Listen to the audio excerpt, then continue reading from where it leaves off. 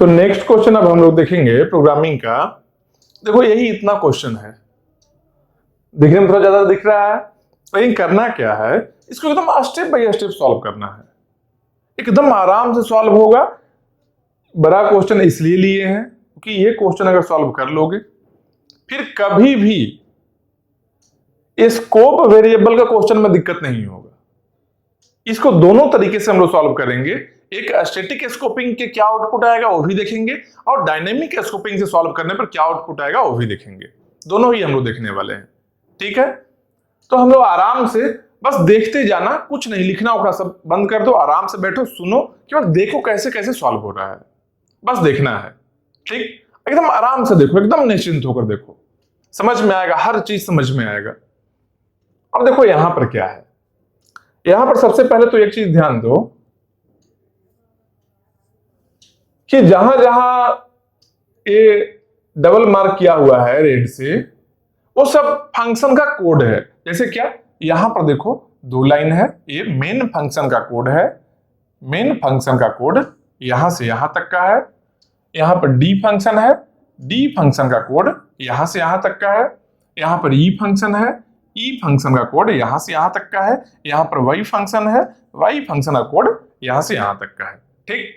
अब बीच में भी देखो कहीं कहीं मार्क किया हुआ है, मतलब क्या है, बीच में भी फंक्शन कॉल किया हुआ है।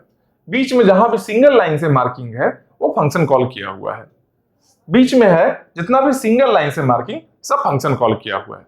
बस इसको आराम से देखो, हर चीज समझ में आ गया, एकदम 100% गारंटी दे रहे हैं। और ये समझ जाओगे फिर कभी भी इस टाइप के क्वेश्चन में कभी नहीं दिक्कत आएगा, कभी नहीं प्रॉब्लम होगा। बस आराम से देखो, स्टेप बाय स्टेप हम लोग करेंगे। जो भी सीखे थे हम लोग लास्ट प्रॉब्लम में, जो जितना भी चीज सीखे हैं सबका इंप्लीमेंटेशन यहां पर करने वाले हैं, ठीक है।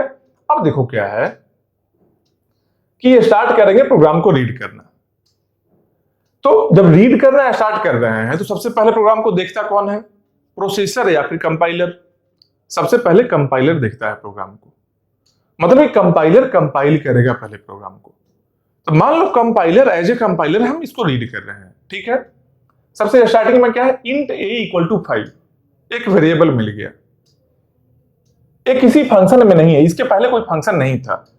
तो बिना फंक्शन का अगर कोई वेरिएबल डिफाइन किया गया है, मतलब क्या है कि वो स्टैटिक एरिया में होगा।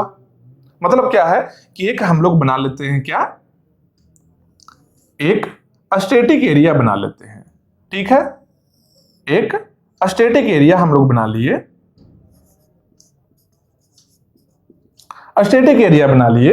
जितना भी वेरिएबल होगा, जो ग्लोबल वेरिएबल होगा, उसको यहां पर स्टोर कर लेंगे, ठीक। इसके बाद और क्या मिल सकता है, फंक्शन के अंदर में भी जो भी चीज मिलेगा हम लोग स्टेप बाय स्टेप देखते चलेंगे, ठीक है। अभी हम लोग कंपाइलर है जो कंपाइल कर रहा है, वन टाइम गो थ्रू कर रहा है प्रोग्राम का, ठीक है। कोई प्रॉब्लम तो नहीं है ये चेक करने के लिए, ठीक। कंपाइलर क्या किया, इंट a इक्वल टू 5, एक वेरिएबल रीड किया है a इक्वल टू 5। मतलब क्या है, कोई फंक्शन के अंदर में नहीं है, मतलब कि स्टैटिक एरिया में जाएगा। तो क्या करेगा यहां पर, a इक्वल टू 5। ये कौन किया है, कंपाइलर किया है, स्टैटिक एरिया में कंपाइलर किया है। क्यों, क्योंकि ये ग्लोबल वेरिएबल है, किसी फंक्शन के अंदर में नहीं डिफाइन हुआ है। ये ग्लोबल वेरिएबल है a equal to 5, a equal to 5 को यहां कर लिए हम लोग। उसके आगे क्या है, b इक्वल टू 8।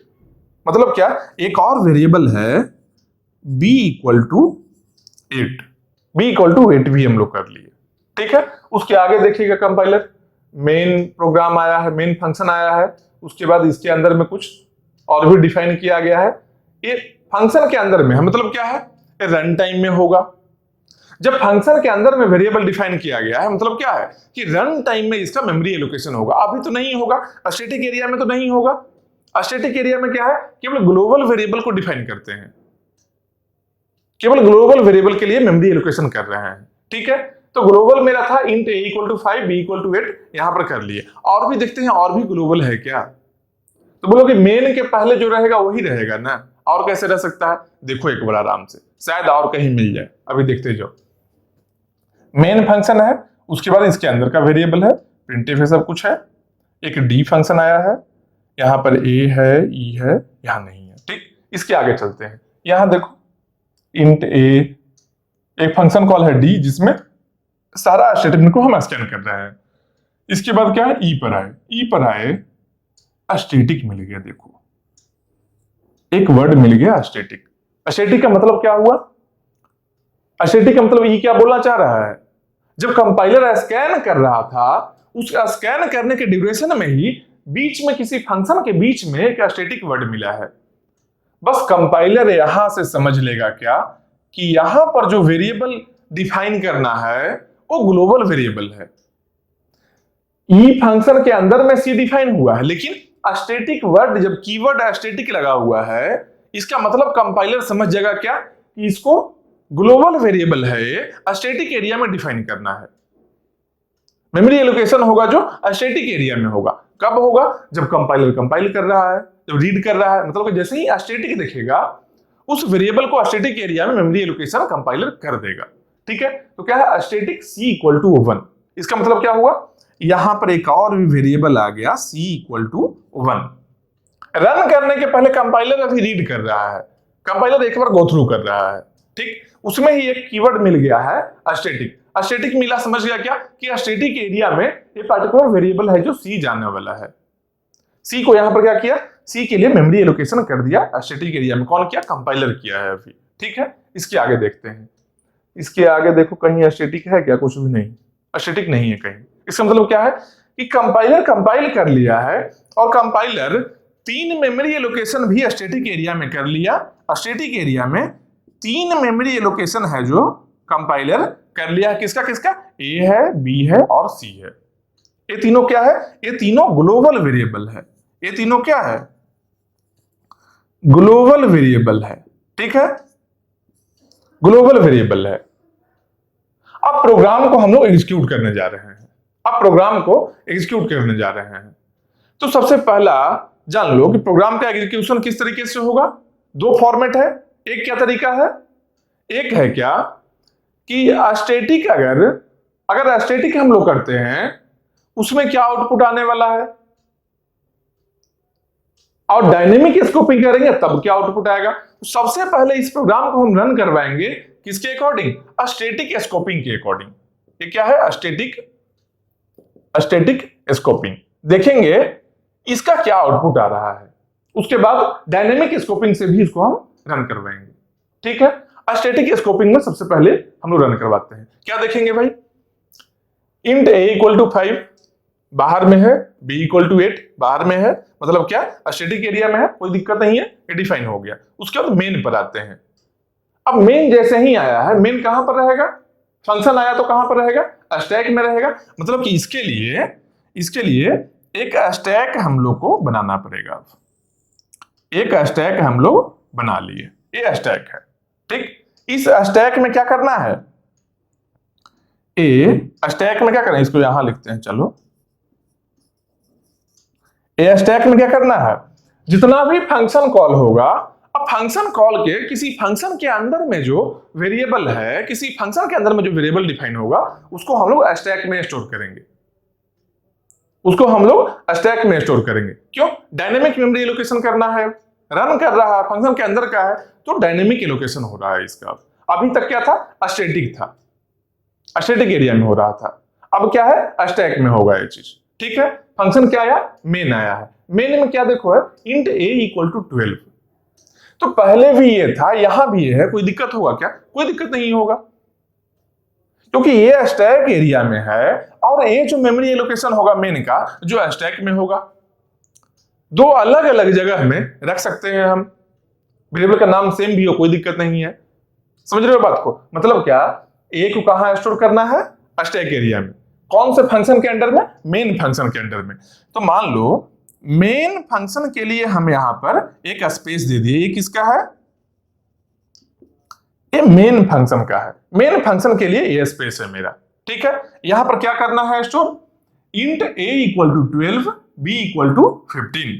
तो यहां पर एक मेमोरी दे दिए हम a इक्वल टू 12 के लिए, और b इक्वल टू कितना है, b इक्वल टू कितना है, 15 है, b इक्वल टू 15 है। ठीक, मेन फंक्शन में a इक्वल टू 12 है, b इक्वल टू 15 है। बोलो छोटा इतना लिखा हुआ कैसे दिखेगा, अब छोटा इसलिए लिख रहे हो कि बहुत सारा आने वाला है फंक्शन, तो नंबर ऑफ फंक्शन बहुत सारा, इस स्पेस में ही काम चलाना है हम लोग को, ठीक है। तो यहाँ क्या है, a इक्वल टू 12 है, b इक्वल टू 15 है, बोल भी रहे हैं, समझ जाओगे। a इक्वल टू 12 और b इक्वल टू 15 है, कहां पर, मेन में है। तो मेन को जैसे ही रीड किए यहां पर आए, a इक्वल टू 12 स्टोर कर लिए, b इक्वल टू 15 कहां, स्टैक एरिया में, मेन फंक्शन के अंडर में, ठीक। अब उसके बाद देखो क्या है, प्रिंट एफ a b।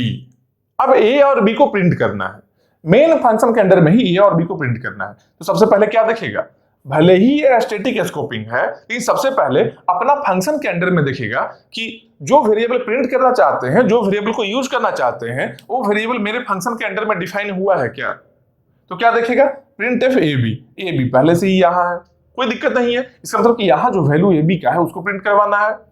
तो print F a b, a का वैल्यू क्या है, 12 है, बी का वैल्यू 15 है। देखो ए का वैल्यू 12 है, बी का वैल्यू 15 है, इस दोनों को क्या करना है, प्रिंट करना है। मतलब क्या है, ए का वैल्यू यहाँ 12 प्रिंट हो गया, बी का वैल्यू 15 प्रिंट हो गया।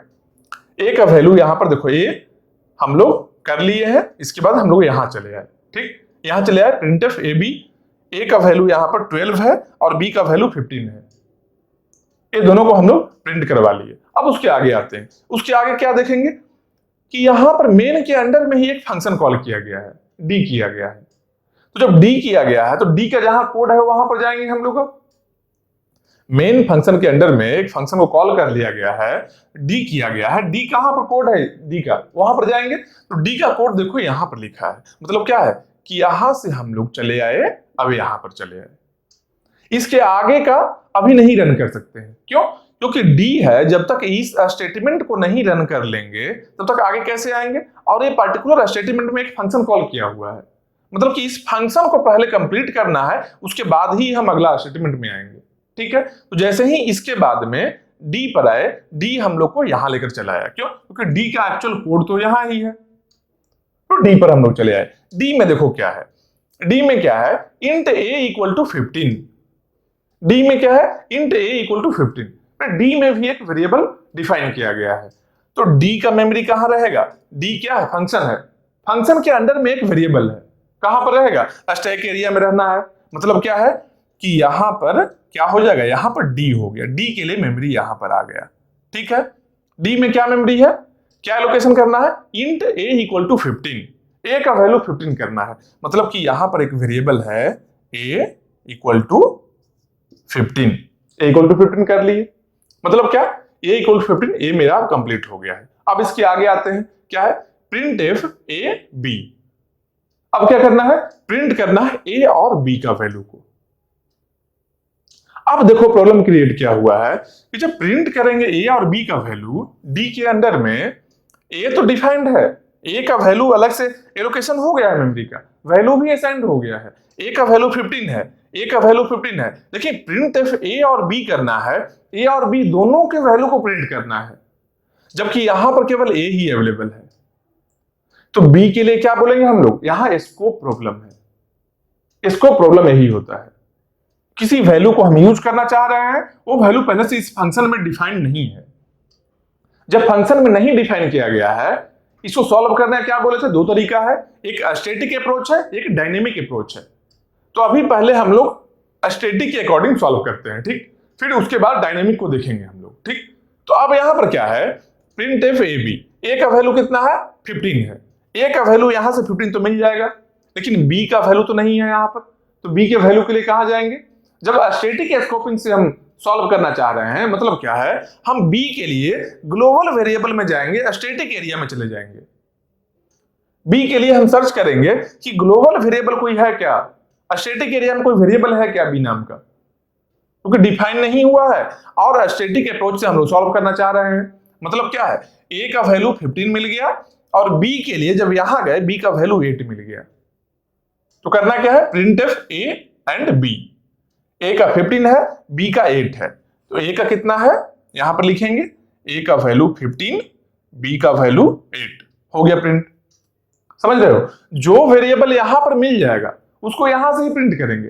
अगर नहीं मिल रहा है जो वेरिएबल, तब प्रॉब्लम क्रिएट होता है, जिसको सॉल्व करने का दो अप्रोच है, एक स्टैटिक एक डायनेमिक। अभी पहले हम लोग स्टैटिक वाले को देख रहे हैं, स्टैटिक के अकॉर्डिंग क्या प्रिंट होगा, उसके बाद हम लोग डायनेमिक वाले को देखेंगे। ठीक है, तो यहां पर क्या देखे, ये यहां से ही मिल गया, ए का वैल्यू 15 है, ए का वैल्यू 15 है, हम लोग को स्टैक एरिया में ही मिल गया, लोकल वेरिएबल मेरा मिल गया है। और एक वेरिएबल नहीं है, बी नहीं डिफाइंड है, उसको हम लोग ग्लोबल वेरिएबल से वैल्यू को एक्सेस कर लिए, वैल्यू को रिट्रीव कर लिए। ए का वैल्यू 15, बी का वैल्यू 8, 15 और 8 देखो प्रिंट हो गया, मतलब कि ये स्टेटमेंट भी मेरा एग्जीक्यूट हो गया है। अब इसके आगे आते हैं, यहां पर क्या है देखेंगे, एक और फंक्शन कॉल किया हुआ है, एक और फंक्शन कॉल है, क्या है, ई नाम का एक फंक्शन है, ई नाम का एक फंक्शन है। तो जब तक इस स्टेटमेंट को हम नहीं रन कर लेते हैं, इसके आगे के स्टेटमेंट पर नहीं जा सकते हैं। सेम जैसे पहले हम लोग किए थे, जब तक डी को नहीं इंड कर लेंगे तब तक इसके आगे नहीं जा सकते हैं। जब डी को हम आए सॉल्व करने के लिए, डी को जब एग्जीक्यूट करने के लिए हम आए हैं, तब क्या देख रहे हैं, एक और फंक्शन कॉल है। तो ठीक है भाई, जो फंक्शन कॉल है उसे कोड में जाएंगे, जो फंक्शन कॉल है, सिंपल सा बात है, कोई नया फंक्शन कॉल है, कोई दिक्कत नहीं है, उस फंक्शन के कोड में जाएंगे, हम लोग रन करवाएंगे उसको।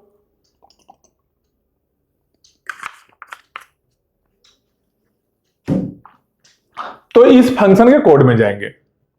ई फंक्शन का कोड कहां पर लिखा है, देखो यहां पर लिखा है, ई फंक्शन कोड है जो। तो ई के फंक्शन कोड के लिए हम लोग चले आए, यहां पर चले आए।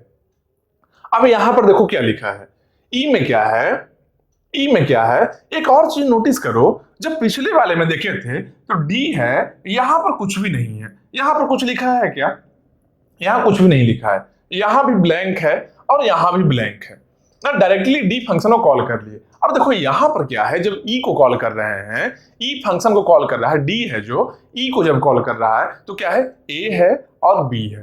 इसका मतलब क्या हुआ, ए का वैल्यू पास करना चाह रहा है, इसका मतलब क्या हुआ, डी जब कॉल कर रहा है ई को, तो डी क्या बता रहा है ई को कि हम तुमको वैल्यू दे रहे हैं। कौन कौन सा वैल्यू दे रहे हैं, एक ए का वैल्यू दे रहे हैं और एक बी का वैल्यू दे रहे हैं। डी जब कॉल किया है ई को, तो क्या बता रहा है कि हम कॉल तो कर ही रहे हैं, साथ साथ में दो वैल्यू भी पास कर रहे हैं, दो वैल्यू को भी दे रहे हैं। किसका वैल्यू है, ए का वैल्यू है और बी का वैल्यू है, ए का वैल्यू और बी का वैल्यू। तो ई क्या करेगा, ई है जो इसको रिसीव करेगा। तो ई के पास में देखो रिसीव करने के लिए दो वेरिएबल है, यहां भी एक बी है एक ए है, यहां भी दो वेरिएबल है। मतलब क्या है, ई के लिए यहां पर मेमोरी या स्टैक में बनाएंगे, जब इस तरीके से कुछ बनाएंगे, कौन कौन सा वेरिएबल यहां पर है, बी है और ए है, ठीक है। तो यहां पर क्या करेंगे, बी है और ए है। ई के पास में कितना वेरिएबल है, ई के पास में है क्या, दो वेरिएबल है, बी है और ए है। इसका वैल्यू कहां से आ रहा है, इसका वैल्यू डी प्रोवाइड कर रहा है, इसके पहले वाले जो फंक्शन है जो इसको कॉल किया है वही प्रोवाइड कर रहा है। तो भाई जो वैल्यू प्रोवाइड कर रहा है उसको स्टोर कर लेंगे। एक वैल्यू, पहला जो वैल्यू है जो इसमें स्टोर करेंगे, दूसरा वैल्यू इसमें करेंगे। अब ये नहीं दिमाग लगाना है कि अच्छा वैल्यू पास किया है ए और बी, तो यहां पर इंट ए यहां लिखा है, तो ए में क्या बोलता है, ए का वैल्यू कर लेंगे और बी में बी का वैल्यू करेंगे। ऐसा कुछ भी नहीं है, ऐसा नहीं है। इसी सेम सीक्वेंस में, जिस सीक्वेंस में यहां पर वैल्यू पास हुआ है, उसी सीक्वेंस में यहां पर स्टोर भी होना है। जो सीक्वेंस है जो मेंटेन रहेगा, सीक्वेंस ब्रेक नहीं कर सकते हैं, ठीक है। मतलब क्या है कि पहला वैल्यू क्या है, ए है, पहला वैल्यू क्या है, ए है। यहां पर ए का वैल्यू क्या है, 15 है। तो डी के पास में, डी फंक्शन जो है यहां पर डी के लिए ए का वैल्यू 15 है ना, डी है जो ई को जब कॉल किया है, ए का वैल्यू पास किया है 15 है, 15 पास किया, ये कहां स्टोर होगा, ये पहला वाले में स्टोर होगा, चाहे नाम कुछ भी रहे, नाम को नहीं देखना है। यहां पर ए है और बी है, यहां पर बी और ए है, तो ऐसा नहीं सोचना कि अच्छा बी में बी का वैल्यू, ए में ए का वैल्यू, नहीं। यहां हो सकता है सी रहता, हो सकता है यहां पर सी रहता, नाम क्यों देख रहे हो, केवल वैल्यू पास कर रहा है, नाम से मतलब ही नहीं है। यहां पर ए और बी भले ही लिखा हुआ है, लेकिन यहां पर एक्चुअली ए और बी को नहीं पास कर रहा है, एड्रेस नहीं पास कर रहा है, यहां पर वैल्यू को पास कर रहा है, यहां वैल्यू पास कर रहा है। मतलब ए का वैल्यू क्या है, 15 है। 15 कहां स्टोर होने वाला है, ई का जो पहला वेरिएबल है, ई का पहला वेरिएबल क्या है, बी है। मतलब ई का जो पहला वेरिएबल बी है, उसमें डी का ए का वैल्यू स्टोर होगा। मतलब ए का वैल्यू कितना है, 15 है जो बी में आ गया। मतलब यहां पर बी में क्या आ गया, बी में 15 आ गया, बी में 15 आ गया। अब उसके बाद देखेंगे क्या, यहां से बी का भी वैल्यू पास कर रहा है। बी का वैल्यू क्या पास किया है? बी का वैल्यू पास कर रहा है जो कहां स्टोर होगा? ए में स्टोर होगा। मतलब कि यहां से ए आया है जो यहां से ए आया है जो यहां पर स्टोर हो गया, और यहां से जो बी आएगा जो यहां स्टोर होगा। बात यही है। तो यहां पर जो ए है, यहां पर ए है, इंट ए है, ई का, ई फंक्शन का इंट ए है, यहां पर क्या स्टोर होना है? बी का वैल्यू स्टोर होना है। कौन से बी का? जो डी पास किया है। डी जो इसको दिया है, इसका पेरेंट यही हुआ ना, यही कॉल कर रहा है ना, तो जो भी बी का वैल्यू डी देने वाला है वही यहां स्टोर होगा। तो आप देखें कि बी का वैल्यू डी में क्या है? बी का वैल्यू डी में क्या है? समझ रहे हो बात को? बी का वैल्यू डी में क्या है? तो देखो बी डिफाइन किया गया है क्या? डी में देखो बी कहीं डिफाइन किया गया है क्या? डिफाइन ही नहीं किया गया है। समझ रहे हो बात को? जब बी डी में पहले से डिफाइन ही नहीं किया गया है और वैल्यू पास कर रहा है, ये भी एक प्रॉब्लम है। पहले डिफाइन करो फिर पास करो। अपने पास है नहीं कुछ, दूसरे को क्या देंगे? जब अपने पास में कुछ नहीं है तो दूसरे को हम क्या देंगे? समझ रहे हो बात को? तो जब b का वैल्यू यहां पर नहीं है, सिंपल बोलो, और b का वैल्यू पास करना चाह रहा है, तो जैसे ही d है जो b का वैल्यू पास करना चाह रहा है लेकिन b यहां पर डिफाइन नहीं है, तो अब दो तरीका है पास करने का। एक क्या है कि अगर इसके पास में रहता, इसका अपना वैल्यू, अपना एक वेरिएबल होता, तो अपने वैल्यू को ये पास कर लेता। लेकिन जब अपना वेरिएबल नहीं है इसका, तब क्या करेगा? दो तरीका है, एक स्टैटिक है और एक डायनेमिक है। मतलब क्या है? अगर स्टैटिक का बात करेंगे तो ये जिस वैल्यू को यूज कर रहा होगा, जिस पर्टिकुलर वैल्यू को यूज कर रहा होगा। अगर डायनेमिक का बात करते हैं तो अपना पिछला फंक्शन के वैल्यू को यूज करता, और स्टैटिक का बात करते हैं तो ग्लोबल वेरिएबल को यूज कर रहा होता है। समझ रहे हो बात को? इसका मतलब क्या है कि अभी स्टैटिक स्कोपिंग में हम लोग स्टैटिक में जब सॉल्व करना चाह रहे हैं, मतलब क्या है कि स्टैटिक एरिया में हम लोग जाकर देखेंगे कि बी का वैल्यू क्या है। क्योंकि जस्ट पहले क्या देखे थे, जब प्रिंट एफ ए बी यहां पर दिया हुआ है तो यहां पर तो ए का वैल्यू था, बी का वैल्यू पहले भी नहीं था। बी का वैल्यू पहले भी नहीं था तो कहां से प्रिंट हुआ? प्रिंट तो हुआ है वहां पर वैल्यू। मतलब क्या है कि स्टैटिक एरिया से वैल्यू को प्रिंट किया है। तो जहां से वैल्यू को यूज किया है डी, उसी वैल्यू को पास कर देगा ई को। मतलब क्या है कि डी बी का वैल्यू यहां पर डी में तो नहीं डिफाइंड है, लेकिन स्टैटिक एरिया में डिफाइंड है ना। जो डी यूज कर रहा था पहले भी यूज किया है, बस उसी वैल्यू को यहां पर पास करेगा। बी का स्टैटिक एरिया में क्या वैल्यू है? कौन सा वैल्यू यूज किया था? देखो स्टैटिक एरिया में बी का वैल्यू कितना है? 8 है। मतलब कि 8 को पास कर देगा। समझ रहे हो बात को? जब 8 को पास कर देगा जब 8 को पास करेगा, 8 को कहां पास कर रहा है? बी में, बी के थ्रू। यहां पर क्या है? रिसीव करने वाला कौन है? इंट ए है। मतलब कि ई जो है, ई फंक्शन का वेरिएबल ए है, उसमें यहां से बी का वैल्यू आ जाएगा, स्टोर होगा। यहां से बी का वैल्यू क्या आया है? स्टैटिक से आया है। यहां पर जो ग्लोबल वेरिएबल से आया है 8 आया है वैल्यू। मतलब कि इसका 8 वैल्यू जो है यहां पर ए में चला आया। मतलब कि ए का वैल्यू कितना हो गया? ए का वैल्यू 8 हो गया। अब ए का वैल्यू 8 हो गया। अब देखो ई फंक्शन के लिए इंट बी और इंट ए दोनों का वैल्यू मिल गया ना। कैसे मिला देख लिए। अब उसके आगे आते हैं, क्या है यहां पर? Print F a b, a और बी का वैल्यू को प्रिंट करना है। तो ए और बी का वैल्यू को प्रिंट करना है। यहां पर देखो ई में जो ए और बी का वैल्यू है उसको सीधा प्रिंट कर लेंगे। तो क्या है? Print F a b. A का वैल्यू क्या है? 8 है। बी का वैल्यू कितना है? 15 है। मतलब क्या? ए बी प्रिंट करना है 8 15। अब एक चीज नोटिस करो, पिछला 15 8 प्रिंट हुआ था, यहां पर 8 15 प्रिंट हो गया। पिछला क्या प्रिंट हुआ था? यहां से ए बी प्रिंट हुआ था, जबकि यहां जो ए बी वैल्यू पास किए हैं ना, वो वैल्यू यहां रिवर्स में रिसीव किया है। वो वैल्यू यहां पर रिवर्स में रिसीव कर लिया है। मतलब कि बी में है जो ए का वैल्यू रिसीव कर लिया और ए में है जो बी का वैल्यू रिसीव किया। इसके चलते क्या हुआ? इसके चलते वैल्यू भी यहां रिवर्स हो गया। देखो 15 और 8 था प्रिंट हुआ था, अब 8 और 15 हुआ है। कोई दिक्कत नहीं है, हम लोग प्रोग्राम के अकॉर्डिंग चल रहे हैं। आउटपुट को तो देखना भी नहीं है, आउटपुट बस लिख दिए, काम खत्म। अब उसमें कुछ नहीं चेक करना है। ठीक है कि रिवर्स कैसे हो गया। रिवर्स हुआ है, इसका रीजन हम बता रहे हैं, लॉजिक बता रहे हैं। यहां पर क्या ए और बी था, प्रिंट किया था, यहां पर ए और बी को रिवर्स में रिसीव किया है। ठीक है, तो प्रिंट हो गया, ए स्टेप मेरा हो गया। उसके बाद आएंगे स्टैटिक सी इक्वल टू 1, ये तो पहले ही हो गया था, जब कंपाइलर कंपाइल कर रहा था उस टाइम में ही स्टैटिक वाला कीवर्ड देकर वो पहले से ही मेमोरी एलोकेशन यहां पर देखो कर लिया सी इक्वल टू 1, ठीक है, तो यहां भी काम हो गया जो।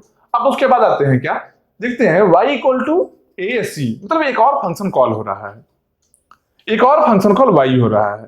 तो y के कोड में जाएंगे, तो y के कोड में कहां से आएंगे, यहां से यहां चले आए, ठीक है।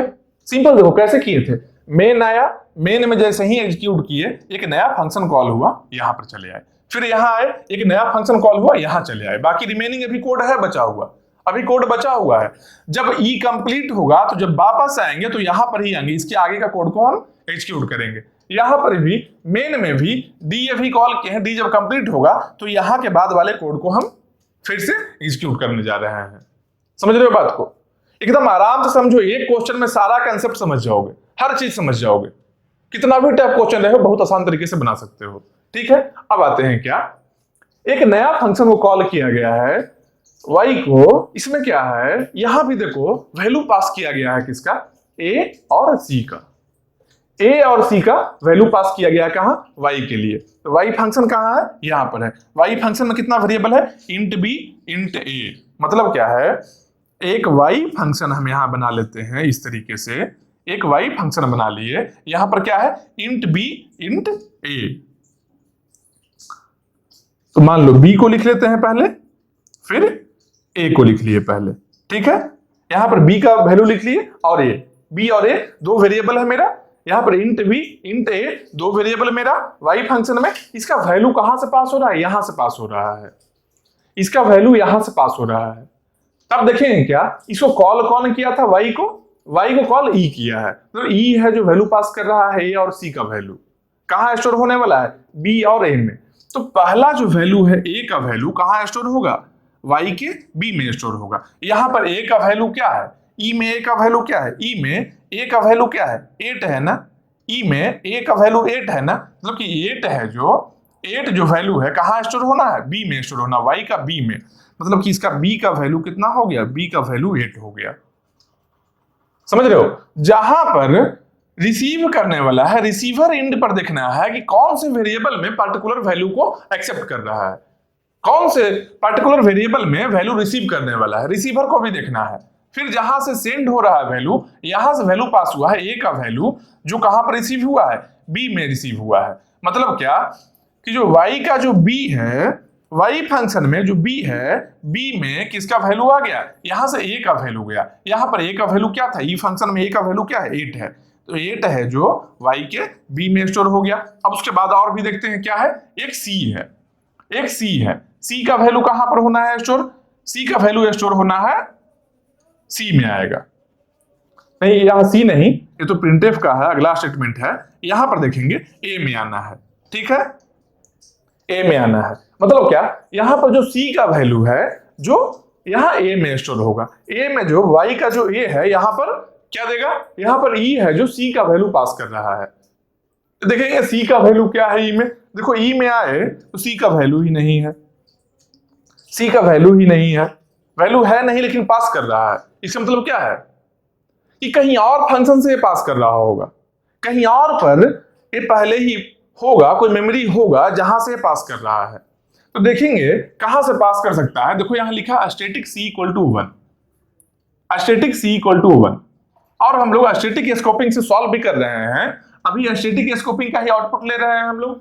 समझ रहे हो बात को, मतलब क्या है कि static c equal to 1, static global variable में c इक्वल टू 1 एक वैल्यू है ना, ग्लोबल वेरिएबल में c इक्वल टू 1 एक वैल्यू है ना। इसका मतलब क्या है, c इक्वल टू 1 जो वैल्यू है, c का वैल्यू 1 है, c का वैल्यू 1 है, वही वैल्यू 1 को पास किया है जो यहां पर y में a के पास में स्टोर हो गया। मतलब कि y में a का वैल्यू क्या आएगा, y में a वेरिएबल है, इसका वैल्यू क्या आने वाला है, जो c का वैल्यू होगा। c का वैल्यू क्या था, यहां पर ग्लोबल में देखो 1 था, मतलब कि a का वैल्यू यहां 1 आ गया। समझ रहे हो किस तरीके से वैल्यू को पास करना है, समझ रहे हो। अब इसके आगे देखो, यहां पर तो भाई b और a है, b और a दोनों का वैल्यू को हम लिख लिए हैं। उसके बाद आते हैं क्या है, print F a c, print करना है क्या, ए और सी को प्रिंट करना है। तो ए और सी का क्या वैल्यू है, यहां पर देखो वाई में देखो ए और सी को प्रिंट करना है ना, ए और सी को प्रिंट करना है।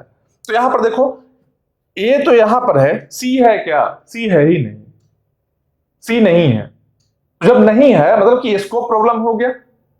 अभी हम लोग स्टैटिक स्कोपिंग के थ्रू सॉल्व कर रहे हैं, मतलब क्या, सी के लिए कहां जाएंगे, सी के लिए ग्लोबल वेरिएबल में फिर से हम जाएंगे। देखो सी यहां पर मिल जाएगा हम लोग को, क्योंकि स्टैटिक स्कोपिंग से सॉल्व कर रहे हैं।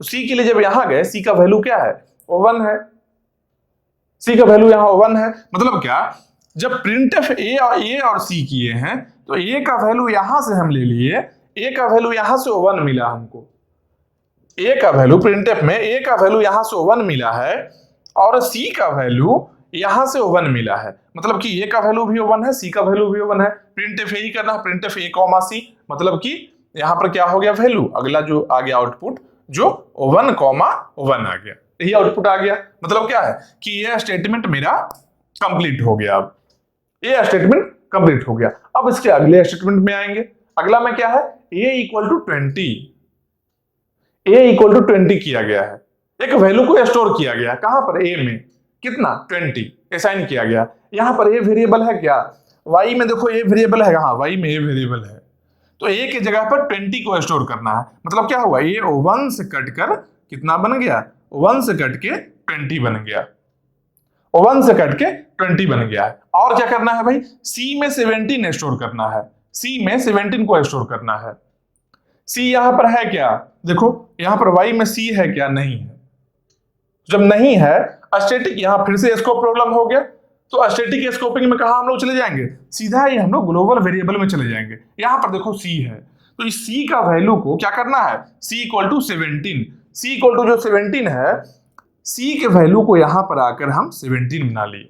बोलो यहां पर क्यों बना लिए, ये फंक्शन कॉल तो y में हुआ है, इसलिए बनाए हैं क्योंकि यहां पर C कोई वेरिएबल है ही नहीं, यहां पर C कोई वेरिएबल नहीं है। और हम लोग स्टैटिक स्कोपिंग के थ्रू में क्वेश्चन को सॉल्व करने जा रहे हैं, मतलब कि जो नहीं रहेगा वेरिएबल, जब वेरिएबल नहीं मिलेगा हमको पर्टिकुलर फंक्शन में, हम सीधा ही ग्लोबल में आएंगे, ग्लोबल वेरिएबल को सर्च करेंगे, मतलब कि स्टैटिक एरिया में आकर सर्च करेंगे। क्यों, क्योंकि हम लोग स्टैटिक स्कोपिंग के थ्रू सॉल्व कर रहे हैं प्रॉब्लम को। मतलब क्या है कि जब वैल्यू को चेंज भी करना है तो जहां से हम यूज करने वाले हैं वहां ही जाकर चेंज करेंगे, जहां से यूज करने वाले हैं वहां ही जाकर चेंज करेंगे। समझ रहे हो बात को। तो वही बात है, जो सिंपल देखो, जब बाइक लेकर जा रहे थे किसी का, अब उसमें पेट्रोल फिल करना है, तो किसी और के बाइक में थोड़ी पेट्रोल डलवा लेंगे हम, नहीं, जिसका बाइक लेकर गए हैं उसके बाइक में ही पेट्रोल डलवाएंगे। तो जहां से C वेरिएबल को यूज करने वाला था y, जहां से यूज कर सकता है वहां ही चेंजिंग भी लाएगा। मतलब C इक्वल टू 17 है तो ग्लोबल का यूज कर रहा था, C इक्वल टू अब 17 कर दिया, पहले 1 का वैल्यू काट कर अब 17 अपडेट हो गया वैल्यू। ठीक है, तो मतलब कि ये स्टेटमेंट भी मेरा कंप्लीट हो गया।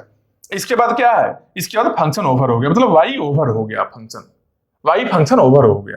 ठीक, अब इसके बाद कहां आएगा, जब y ओवर हो गया, देखो यहां पर y को कॉल किया गया था, अब कहां आएगा, अब जब इंड हो गया ये, फिर से वापस यहां पर ही आएगा इसके अगले स्टेटमेंट पर, क्योंकि एक जब फंक्शन है y फंक्शन को कॉल किए हैं, जब y फंक्शन को कॉल किए हैं, जब ये कंप्लीट हुआ है तो यहां पर कॉल किए थे ऐसे आ रहा था, फिर से रिटर्न होकर इसके अगला स्टेटमेंट पर ही आएगा, इसके अगला स्टेटमेंट पर आएगा।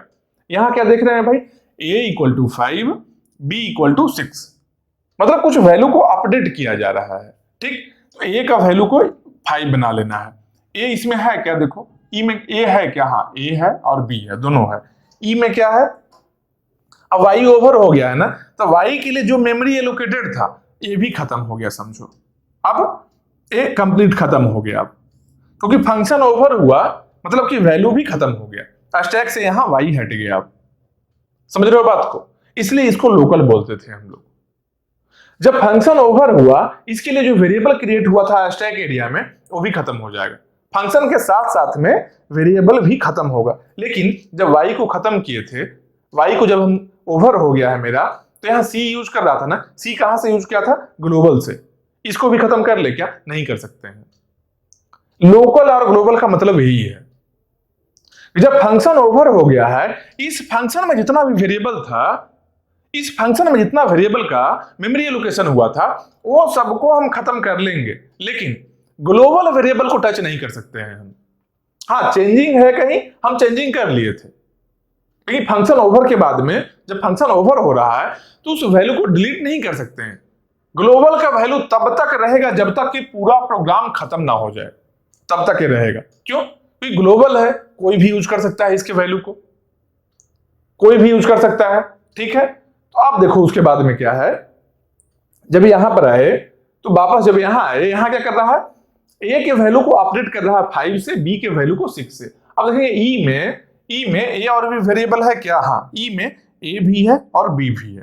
तो कितना करना है भाई, ए का वैल्यू 5 कर लेना है, ए का वैल्यू को 5 कर लिए, बी का वैल्यू को 6 करना है, बी के वैल्यू को 6 कर लिए, बी का जो वैल्यू है 6 कर लिए, अपडेट कर लिए, अपडेट यहां कर लिए। क्यों यहां पर ही क्यों कर लिए, यहां पर क्यों नहीं है? क्योंकि इसके अंदर ही वेरिएबल मिल गया है। अगर नहीं मिल रहा होता कोई, अगर यहां वेरिएबल नहीं मिल रहा होता तब हम लोग ग्लोबल में आते। यहां मिल गया तो यहां ही अपडेट कर लेंगे। वाई वाले केस में क्या था कि सी वेरिएबल को अपडेट करना चाह रहे थे, सी यहां है ही नहीं, इसलिए हम लोग वहां से ग्लोबल में आए, ग्लोबल में अपडेट किए। जब अपडेट भी करना है तो देखना है क्या कि अच्छा वो पर्टिकुलर वेरिएबल अगर इस फंक्शन में है तब तो यहां अपडेट करेंगे, अगर नहीं है तो कहां यूज कर सकते हैं भाई, तो ग्लोबल वाले की यूज कर सकते हैं। क्यों? क्योंकि अभी हम लोग जो सॉल्व कर रहे हैं स्टैटिक स्कोपिंग से प्रॉब्लम को सॉल्व कर रहे हैं, मतलब कि डायरेक्टली ग्लोबल में जंप कर लेना है। ठीक है, अब इसके आगे देखो, ए स्टेटमेंट हो गया, a = 5 b = 6, एग्जीक्यूशन हो गया, a = 5 कर लिए, b = 6 कर लिए। इसके बाद क्या है printf c, a, printf c, a। तो c और a का वैल्यू को प्रिंट करना है। ठीक, तो c है क्या इस फंक्शन में, देखो स्टैटिक c एक डिफाइन हुआ था, तो ग्लोबल है वो, मतलब कि ग्लोबल को यूज करना है। इस फंक्शन में इंटरनली कोई c नहीं है, यहां पर क्या है, b है और a है, c नहीं है, मतलब क्या है, प्रिंट करना है c को। c का ग्लोबल वैल्यू क्या है, अब 17 हो गया है। तो जो नया अपडेटेड वैल्यू है, अपडेट भले ही y किया था और अपडेट करने के बाद ओवर हो गया है, इसका मतलब ये नहीं है कि इसका अपडेशन है वो भी लॉस्ट हो जाएगा। मतलब क्या है, 17 जो c को अपडेट किया है तो 17 यहां ही रहेगा, ये 17 नहीं लॉस्ट हो जाएगा। समझ रहे हो बात को? फंक्शन ओवर हो गया लेकिन कुछ काम करके ओवर हुआ है, तो जो काम किया है वो पर्टिकुलर इफेक्ट तो यहां रहना ही रहना है, इफेक्ट यहां रहेगा, इफेक्ट चेंज कैसे हो जाएगा? समझ रहे हो? तो अब यहां पर क्या है, printf c, a। तो c का वैल्यू कहां से आएगा, यहां पर जब c नहीं है तो ग्लोबल से लेना है। देखो यहां c लिखा है, इसका अपना c नहीं है, स्टैटिक का c है, ग्लोबल का c के बारे में बात कर रहा है। मतलब क्या है, c का वैल्यू क्या है ग्लोबल में 17 है, और a को देखेंगे जब, a का अपना इसका वैल्यू है, a देखो वेरिएबल अपना है इसका, मतलब a का वैल्यू कहां से लेंगे, e वाले फंक्शन में, a का वैल्यू कितना है 5 है और c का वैल्यू 17 है। तो क्या किस सीक्वेंस में करना है, पहले c को लिखना है फिर a को लिखना है। ऐसा नहीं करना है कि अच्छा c और a है तो कोई दिक्कत नहीं, a और c लिख लेते हैं, नहीं, सीक्वेंस को भी अल्टर नहीं कर सकते हैं। जिस सीक्वेंस में प्रिंट करवाना है उसी सीक्वेंस में प्रिंट करना है हम लोग को। ऐसा नहीं है कि अच्छा c, a है तो a, c कर ले, नहीं, ऐसा भी नहीं कर सकते हैं। तो पहले c को प्रिंट करेंगे, c कितना है 17 है, उसके बाद a को प्रिंट करेंगे, a का वैल्यू कितना है, a का वैल्यू यहाँ 5 है, तो 17, 5। तो यहाँ क्या अगला वैल्यू आ गया 17, 5, अगला वैल्यू यहाँ प्रिंट हो गया। मतलब क्या, अब है क्या, ए फंक्शन ओवर हो गया, ई फंक्शन देखो यहां तक स्टेटमेंट ओवर हो गया, अब यहां चलाया, यहां के बाद ई फंक्शन है जो ओवर हो गया है। तो जब ई फंक्शन ओवर हुआ है तो कहां जाएगा, वापस कहां पर जाएगा, जहां पर कॉल हुआ था ई, जहां पर ई को कॉल किया गया था वहां पर ही रिटर्न होकर उसके अगले स्टेटमेंट पर चलाएगा। जिस तरीके से y ओवर हुआ तो इसके अगला स्टेटमेंट पर आया, वैसे ही ई भी ओवर जब हो गया है फंक्शन तो यहां पर वापस यहां ही आना है इसको। ठीक, अब देखो अगला स्टेटमेंट क्या बोल रहा है, अगला स्टेटमेंट क्या बोल रहा है, b = b+2। अगला स्टेटमेंट क्या बोल रहा है, b = b+2, मतलब b के वैल्यू को अपडेट करना है, b के वैल्यू को अपडेट करना है। यहां पर देखेंगे b है क्या, d में b है क्या, देखो d जो फंक्शन है इसमें b था क्या, b है ही नहीं, तो b नहीं है तो कहां जाना है, स्टैटिक स्कोपिंग के थ्रू हम लोग प्रॉब्लम को सॉल्व कर रहे हैं, मतलब कहां जाएंगे हम लोग, ग्लोबल वेरिएबल में जाएंगे डायरेक्टली। तो बी का वैल्यू को चेंज करना चाह रहा है कहां पर, ग्लोबल वेरिएबल में, क्योंकि यहां पर अपना बी तो इसका है नहीं, तो ग्लोबल में चेंज कर कितना करना है, B equal to B plus 2, मतलब बी का जो ओल्ड वैल्यू है उसमें 2 ऐड करना है और अपडेट कर लेना है। मतलब कि ग्लोबल में गया, बी का ओल्ड वैल्यू क्या है 8 है ना, तो 8 प्लस 2 कितना हो गया 10 हो गया, मतलब बी का नया वैल्यू अब 10 आ गया, बी का नया वैल्यू 10 आ गया, ए स्टेट ओवर हो गया। अब क्या क्या करना है, अब printf A comma B, A comma B, a और बी का वैल्यू को प्रिंट करना है।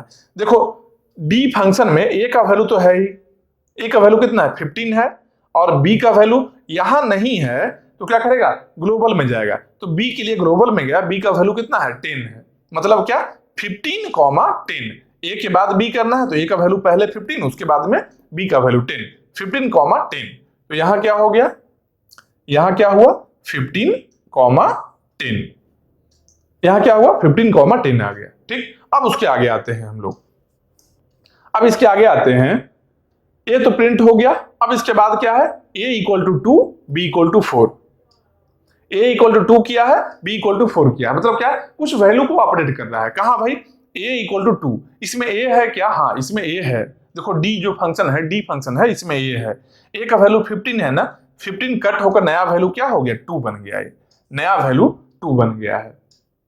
उसके बाद b इक्वल टू 4 करना है, b इसमें है क्या, इसमें b है क्या, नहीं है, मतलब कहां चेंजिंग आएगा, b इक्वल टू 4 अपडेट कहां होगा, ग्लोबल में ही जाकर होगा, मतलब कि b इक्वल टू 4 करना है, तो b यहां आकर अब इसका वैल्यू 4 बन गया, अब इसका वैल्यू क्या है 4 बन गया है।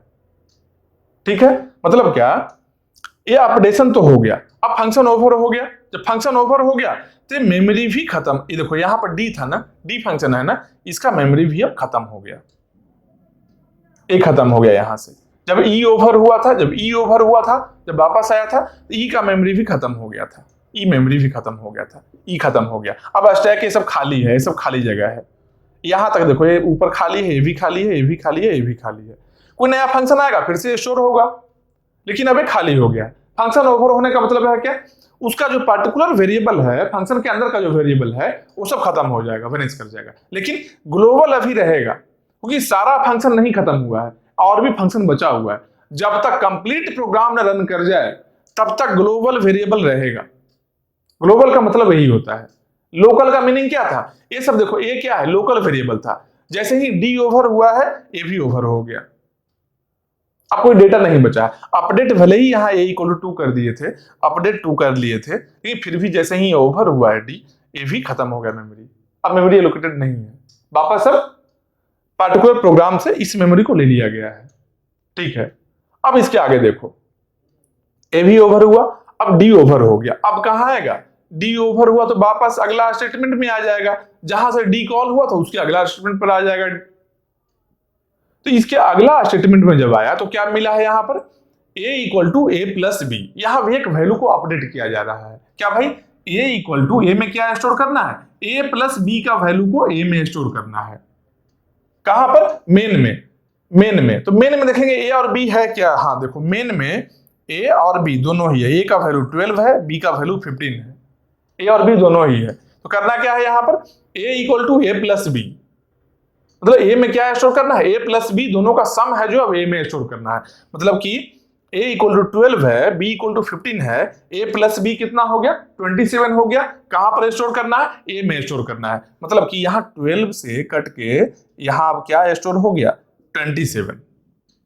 यहाँ अब 27 स्टोर हो गया है, मतलब कि ए स्टोर तो हम लोग कर लिए, ए स्टेप भी हो गया हम लोग का। अब इसके आगे आते हैं, स्टोर करना था, यहाँ पर ही वेरिएबल मिल गया है मेन में, मेन की वेरिएबल में ही चेंजिंग कर लिए, नहीं मिलता है तो ग्लोबल वेरिएबल में हम लोग जाते हैं। ठीक है, अब इसके आगे आते हैं, इसके अगला में क्या है, एक और फंक्शन कॉल है, देखो ई फंक्शन को कॉल कर रहा है, ई फंक्शन को कॉल कर रहा है, मतलब क्या है, ई फंक्शन का कोड जहां पर है वहां जाएंगे, ई फंक्शन का कोड कहां लिखा है, देखो ई फंक्शन का कोड यहां पर लिखा हुआ है, ई फंक्शन का कोड यहां लिखा हुआ है, तो अब यहां से फिर से वापस जाना है, तो ई फंक्शन में क्या पास किया जा रहा है, पहले तो ई फंक्शन यहां कॉल हुआ है ना, यहां पर चले जाएंगे, देखें क्या ई में दो वेरिएबल है, ए है और बी है, तो ई के लिए अब तो ऐसे मेमोरी खाली है ना, डी ओवर हुआ, ए भी खाली हुआ, ए भी खाली, ए भी खाली, तो यहां पर क्या करेंगे, अब डी के जगह पर यहाँ कौन ले लिया, अब यहाँ ई ले लिया है डी के जगह, यहाँ पर कौन ले लिया है जगह, अब ई ले लिया है। तो ई में वैल्यू को देखेंगे, ई का वैल्यू क्या है, ई में दो वेरिएबल है, बी है और ए है। तो यहां पर एक, अच्छा इसको थोड़ा और बड़ा कर लेते हैं, अब तो खाली ही है पूरा, अब तो ये पूरा ही खाली है, इसको और हम बढ़ा लेते हैं ई के लिए, इसको हटा ही देते हैं, खाली हो गया है तो फ्रेश फिर से हम करेंगे। यहाँ पर कॉपी में क्या करना है, जब सॉल्व करोगे प्रोग्राम तो कॉपी में राइट साइड में लिख लेंगे अलग से, यहाँ पर ही लिखेंगे, फिर सॉल्व करेंगे, समझ रहे हो, करना ही होगा। मतलब क्या है, अच्छा इस साइड से भी हटा लो, अब जब ऐसे ओवर ही हो गया तो अब ऐसा स्टैक मेरा ऐसा दिख रहा था कुछ। अब नया जो फंक्शन आया है, नया जो फंक्शन कॉल हुआ है वो कौन सा है, ई फंक्शन कॉल हुआ है। अब यहाँ पर क्या लिखेंगे, अब ई फंक्शन के लिए अलग से हम बनाएंगे, क्या है भाई, ई में क्या है वेरिएबल, बी और ए है। तो मतलब यहाँ पर एक बी के लिए स्पेस बना लिए और एक ए के लिए बना लिए, ठीक। अब बी में स्टोर क्या करना है, बी में क्या स्टोर करना है, तो इंट बी, ई का पहला जो वेरिएबल है उसमें क्या स्टोर करना है, जो यहां से वैल्यू पास हो रहा है, जो यहां से वैल्यू पास हो, यहां से क्या वैल्यू पास हो रहा है, पहला वैल्यू क्या है, बी का वैल्यू। यहां पर बी का वैल्यू मेन फंक्शन में क्या है, मेन फंक्शन में बी का वैल्यू क्या है, मेन फंक्शन में बी का वैल्यू है 15। मेन फंक्शन से बी का वैल्यू पास हो रहा है ई के लिए, बी का वैल्यू क्या है 15 है, कहां स्टोर हो रहा है, बी में ही स्टोर हो रहा है। मतलब कि यहां पर भी बी का वैल्यू 15 हो गया। उसके बाद क्या है, अगला क्या है, अगला जो वैल्यू पास हो रहा है जो क्या है ए है, अगला वैल्यू ए पास हो रहा है। अब मेन में देखेंगे ए का वैल्यू क्या है, मेन में ए का वैल्यू क्या है, ए का वैल्यू है 27। मेन में ए का वैल्यू क्या है 27 है।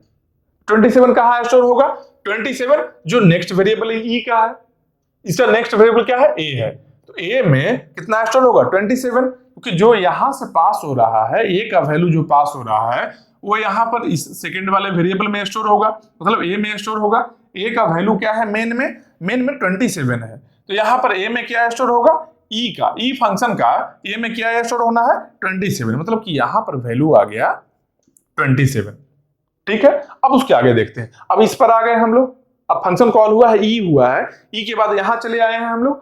अब देखेंगे क्या क्या लिखा है, print F A comma B, A B को प्रिंट करना है। ए बी इसके पास में है क्या, ई के पास में ए बी है क्या, हाँ ए भी है और बी भी है, तो क्या करना है प्रिंट कर देंगे, सिंपल। मतलब क्या है, ए का वैल्यू इसी सीक्वेंस में, जिस सीक्वेंस में प्रिंट करना है उसी सीक्वेंस में प्रिंट करेंगे, ठीक है। प्रिंट है पहले ए का वैल्यू उसके बाद बी का वैल्यू, पहले ए का वैल्यू 27 उसके बाद बी का वैल्यू 15, तो 27,15 यहां क्या आ गया, यहां पर आ गया 27,15। समझ रहे हो बात को, 27,15 आ गया ये, ठीक। अब उसके बाद देखो ए प्रिंट हो गया, ए समझो ए कोड है जो ओवर हो गया मेरा। अब इसके आगे आते हैं, स्टैटिक सी, ये तो कंपाइलर ही कर लिया, स्टैटिक देखकर ही छोड़ देंगे, क्यों, क्योंकि स्टैटिक का मतलब कंपाइलर कर लिया होगा पहले ही, छोड़ देंगे इसको।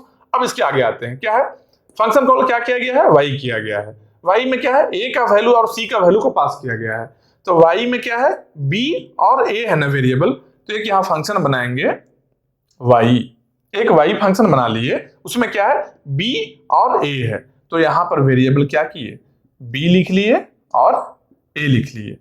यहां पर वैल्यू क्या रहेगा भाई, तो पहला वैल्यू क्या है, पहला वैल्यू क्या है, बी, कहां पर, हाँ यहां पर कॉल हुआ है, y इक्वल टू ए पास किया गया है, तो यहां से a का वैल्यू है जो y के b में आना है, ठीक। यहां पर a का वैल्यू क्या है, ई फंक्शन में, ई फंक्शन में a का वैल्यू क्या है, ई फंक्शन में a का वैल्यू क्या है 27 है, ई फंक्शन में a का वैल्यू 27 है, मतलब क्या है कि a का वैल्यू 27 है जो y के b में आना है, मतलब कि y के b में आ गया कितना 27।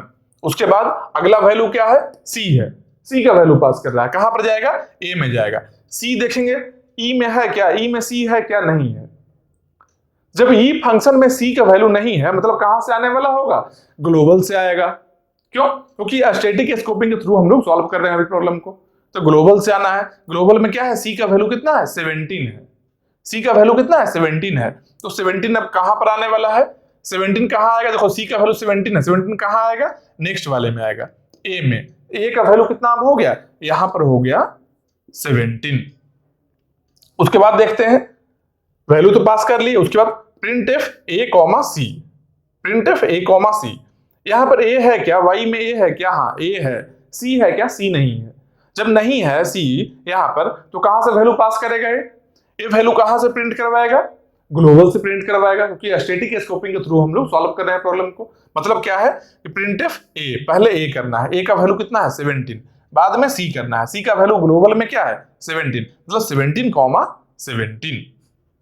यहां क्या लिखेंगे 17 कॉमा 17, ठीक है। अब ये हो गया। अब इसके आगे क्या करना है, मेरा ए स्टेप भी हो गया, प्रिंट करना हो गया। अब क्या करना है, a equal to 20, c equal to 17, a equal to 20 और सी इक्वल टू 17, ए का वैल्यू को 20 बनाना है। तो देखो ये जो y फंक्शन है जिसमें a का वैल्यू को कितना बनाना है, a का वैल्यू को 20 बनाना है, इसके वैल्यू को बना लिए 20। उसके बाद c का वैल्यू को 17, c है क्या इसमें, c नहीं है ना, तो ग्लोबल वाले को चेंज करना चाह रहा है, मतलब क्या किया, c का वैल्यू जो ग्लोबल में है उसको 17 बनाएगा। देखो यहाँ c का वैल्यू पहले भी 17 था, फिर भी कोई दिक्कत नहीं है, फिर से 17 बना दिया यहाँ पर, ठीक है। अब क्या हुआ, ये अपडेट करने के बाद y फंक्शन ओवर हो गया। जब ओवर होगा तो वापस फिर से यहां पर आएगा, अगला स्टेप में आएगा, मतलब कि y फंक्शन ओवर, तो इसका मेमोरी भी डीएलोकेटेड हो गया, जो एलोकेट हुआ था वो मेमोरी ले लिया गया, इससे ये ब्लैंक हो गया, अब एक खाली जगह हो गया है, ठीक। जब वापस आया अगला स्टेटमेंट में, यहाँ क्या है, a equal to 5, b equal to 6, एक वैल्यू को अपडेट कर रहा है, एक वैल्यू को अपडेट कर रहा है, क्या, a equal to 5, b equal to 6। तो ई में देखेंगे ए और बी है क्या, हाँ ई में देखो ए भी है और बी भी है। करना क्या है भाई, ए के जगह पर 5 करना है, बी के जगह पर 6 करना है। तो ए को 5 करना है, बी को 6 करना है, अपडेट कर दिए, मतलब क्या, ए स्टेप मेरा हो गया। इसके बाद क्या है, प्रिंट एफ सी कॉमा ए, प्रिंट एफ सी कॉमा ए करना है, ठीक है। तो अब यहां पर देखेंगे क्या, प्रिंट करना है सी, ई में सी है क्या, सी नहीं है, मतलब कि ग्लोबल से सी लेना है, कि स्टैटिक स्कोपिंग है, ग्लोबल से सी लेगा, तो सी का वैल्यू ग्लोबल से कितना आ गया 17 आ गया, 17 कॉमा ए का वैल्यू यहां पर है क्या है 5 है, तो 17 कॉमा 5, यहां पर क्या आ गया 17 कॉमा 5, 17 कॉमा 5 आ गया, ठीक है। तो यहां पर क्या हुआ, प्रिंट एफ ए भी, ए स्टेटमेंट भी हम लोग एग्जीक्यूट कर लिए। अब जब ओवर हो गया, ई फंक्शन जब ओवर हो गया, तो यहां से ई को हम कॉल किए थे, ई को कॉल किए, जब ओवर हो गया फिर से वापस यहां चला आएगा, वापस यहां ही आना है। इसके अगला स्टेटमेंट को देखिएगा, क्या है, print F A comma B. तो देखेंगे मेन में ए और बी है क्या, हाँ मेन में देखो, जब ई ओवर हुआ, ई जब ओवर हो गया तब ए खत्म हो गया, ए खत्म हो गया, ओवर हुआ मतलब खत्म हो गया ये। अब इसके बाद कहां आएंगे, इसके बाद आएंगे मेन पर आए, तो मेन में आए print F A comma B, यहां पर क्या है, ए का वैल्यू 27 है, बी का वैल्यू 15 है, मतलब क्या प्रिंट हो गया 27 कॉमा 15, 27 कॉमा 15, यही मेरा आउटपुट आ गया। कैसे, जब स्टैटिक स्कोपिंग करेंगे तब इतना आउटपुट देखो, 1 2 3 4 5 6 7 8 9 10, टोटल 10 आउटपुट है। एक कंप्लीट को बोलेंगे क्या, output by static scoping, output by static scoping, यही आउटपुट मेरा आया है। तो इस तरीके से ही सॉल्व करना है, जहां भी लिखा हुआ है, कभी भी देखो कि कहीं प्रिंट किया हुआ है, तो प्रिंट करने के लिए क्या है कि वेरिएबल वहां पर है या नहीं है। जब नहीं है वेरिएबल, जो पर्टिकुलर जगह का बात कर रहे हैं, अगर वेरिएबल नहीं है तो क्या करना है, अगर स्टैटिक के बारे में बात कर रहे हैं कि अगर स्टैटिक स्कोपिंग है तो ग्लोबल में जाकर एक्सेस करना है, ठीक। और अगर डायनेमिक स्कोपिंग है तो अपना पिछला फंक्शन में जाकर चेंज करेगा ये। तब स्टैटिक का तो आउटपुट देख लिए हम लोग, अब एक बार क्या करेंगे, डायनेमिक का भी आउटपुट देखते हैं, ठीक है। इस वैल्यू को याद रखना स्टैटिक वाले का, क्योंकि वहां पर ही, अच्छा ऐसा करते हैं, डायनेमिक का यहां पर लिखते हैं, डायनेमिक के लिए यहां लिख लेते हैं, चलो कोई दिक्कत नहीं है। यहां पर डायनेमिक का लिखेंगे, जब ओवर हो जाएगा तो फिर राइट साइड में बना लेंगे, और क्या, कोई दिक्कत नहीं है, यहां ही बनाते हैं। अब स्टैटिक खत्म हो गया ना, अब इसको हटाते हैं, डायनेमिक के थ्रू इसको सॉल्व करते हैं। ठीक, देखते हैं डायनेमिक का आउटपुट और स्टैटिक का आउटपुट कैसा दिखता है, सेम है या कुछ अलग है, किस तरीके से डायनेमिक अप्रोच से हम लोग सॉल्व करेंगे ये भी देखते हैं।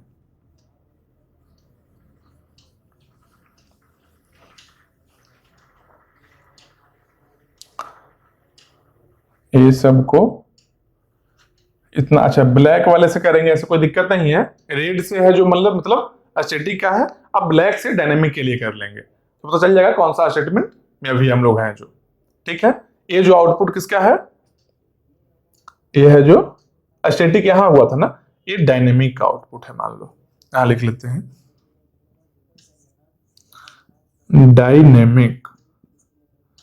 Dynamic output. जब डायनेमिक के अकॉर्डिंग सॉल्व कर रहे हैं तब क्या आउटपुट आने वाला है, जब यहां हो जाएगा इसके बाद हम लोग राइट में यहां पर आउटपुट को लिख लेंगे, क्योंकि नंबर ऑफ आउटपुट अगर ज्यादा रहे, इतना स्पेस में नहीं है तब। ठीक है, तो अब यहां स्टार्टिंग से एकदम फ्रेश स्टार्ट करते हैं। अभी स्टैटिक स्कोपिंग से आउटपुट आया था, इसको रहने देते हैं, अब फिर से फ्रेश स्टार्ट करते हैं डायनेमिक के लिए। पूरे प्रोग्राम को रन करेंगे, बस एक प्रोग्राम है, इसमें हर चीज समझ जाओगे, जान लो, एक ही प्रोग्राम से, ज्यादा सॉल्व नहीं करना है, बस इसको अच्छे से देख लो एक बार। जिस तरीके से स्टैटिक स्कोपिंग समझ में आ गया है, डायनेमिक भी समझ में आ जाएगा, एकदम आसान चीज है। ठीक है, अब इसके आगे हम लोग आते हैं, फिर से करना क्या है, कोड को एक स्टार्टिंग से रन करवाएंगे हम लोग।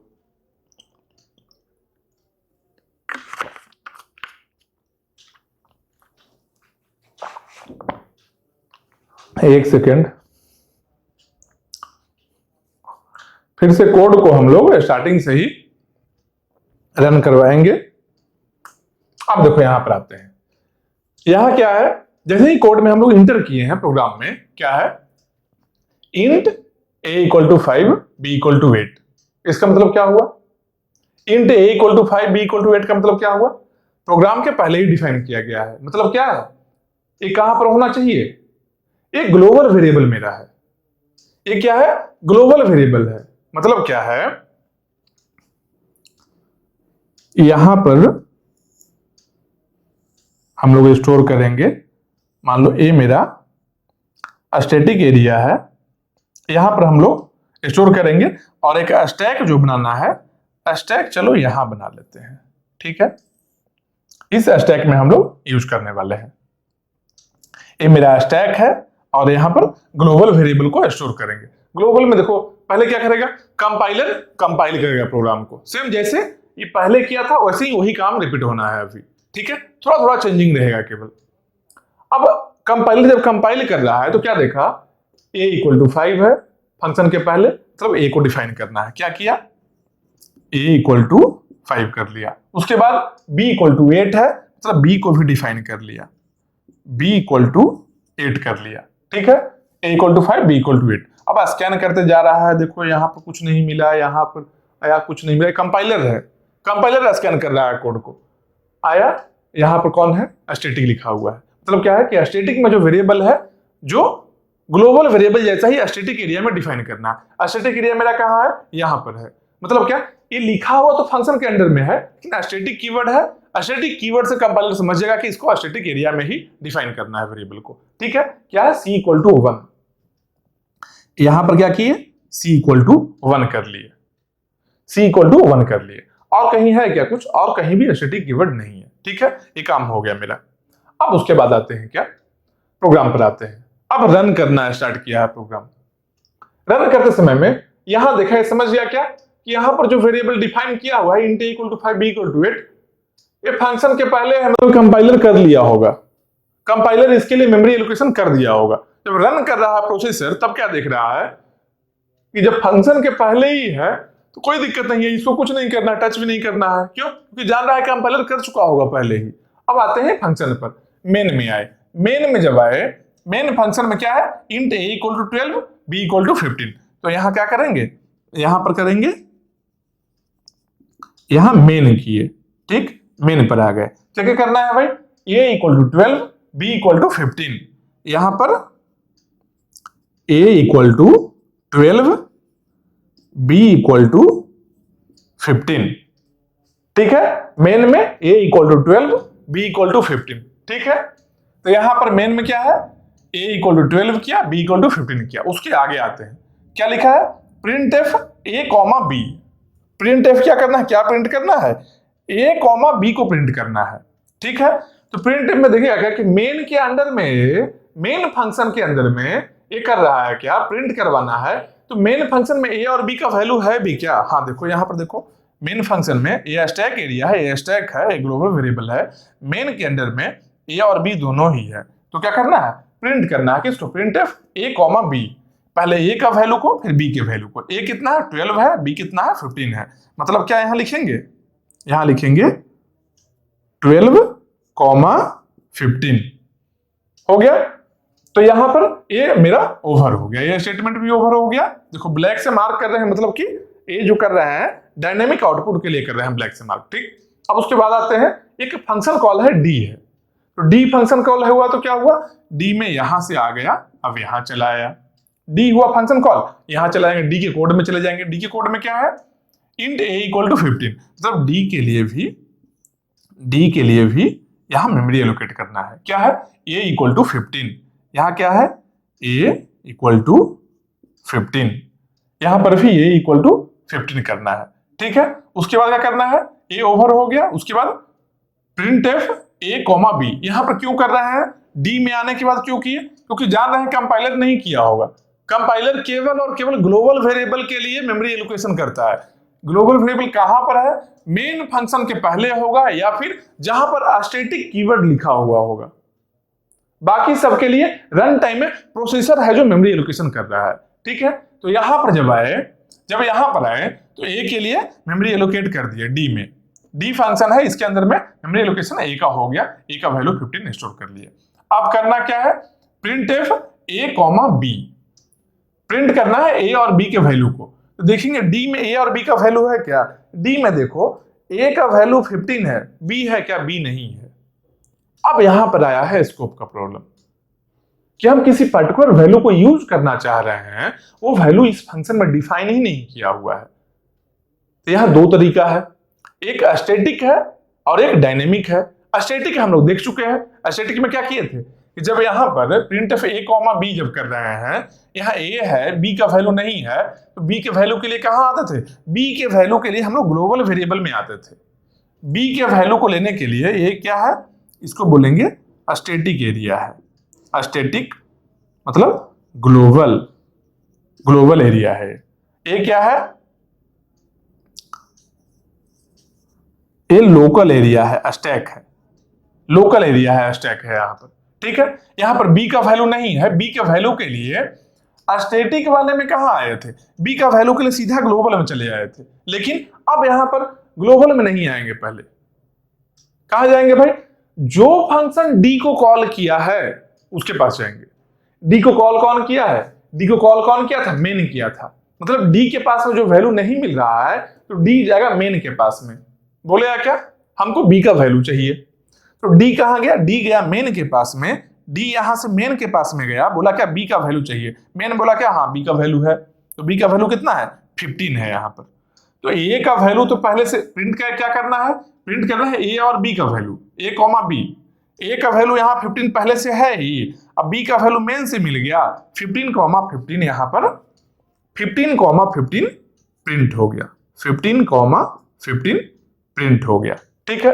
बस यही चेंजिंग है कि पिछले वाले में स्टैटिक में b का वैल्यू नहीं मिला था तो ग्लोबल का वैल्यू को यूज कर लिए थे। देखो ग्लोबल का वैल्यू यहाँ पर यूज किया हुआ था, 15,8 आया था ना, यही आया था ना, अगला जो वैल्यू था 15 यहां से आया था, b के लिए यहां ग्लोबल से किए थे।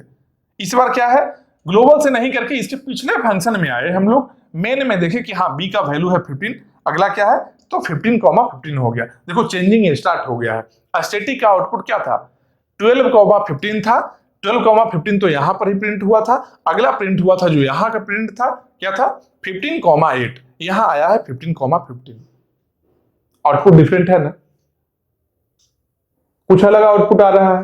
हो सकता है कभी कभी स्टैटिक से और डायनेमिक से दोनों से आउटपुट सेम भी है, आ सकता है सेम है, पॉसिबिलिटी सेम भी आने का, वो डिपेंड करता है प्रोग्राम पर, लेकिन डिफरेंट भी आ सकता है।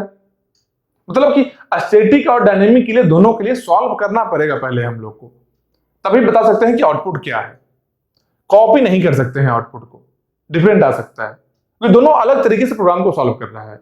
एक कहीं और से वैल्यू यूज करता है, एक है जो स्टैटिक में, डायनेमिक वाला स्टैटिक में क्या है, ग्लोबल वेरिएबल को यूज करता है, और डायनेमिक में पिछले फंक्शन के वैल्यू को यूज करता है, इसलिए आउटपुट चेंज भी हो सकता है। ठीक है, अब यहां पर आए, यहां पर क्या है, प्रिंटफ a, b ओवर हो गया हम लोग का। ठीक है, अब इसके अगला क्या है, एक फंक्शन कॉल हुआ है, एक फंक्शन कॉल हुआ है, क्या, ई फंक्शन है, ई फंक्शन कॉल हुआ है, एक नया फंक्शन कॉल कर लिया गया है, ई फंक्शन है। ई में क्या किया गया है भाई, ई में ए और बी का वैल्यू को पास किया गया है। तो ई में क्या क्या वेरिएबल है जो पास किया गया, इसको रिसीव करने के लिए भी कोई होना चाहिए।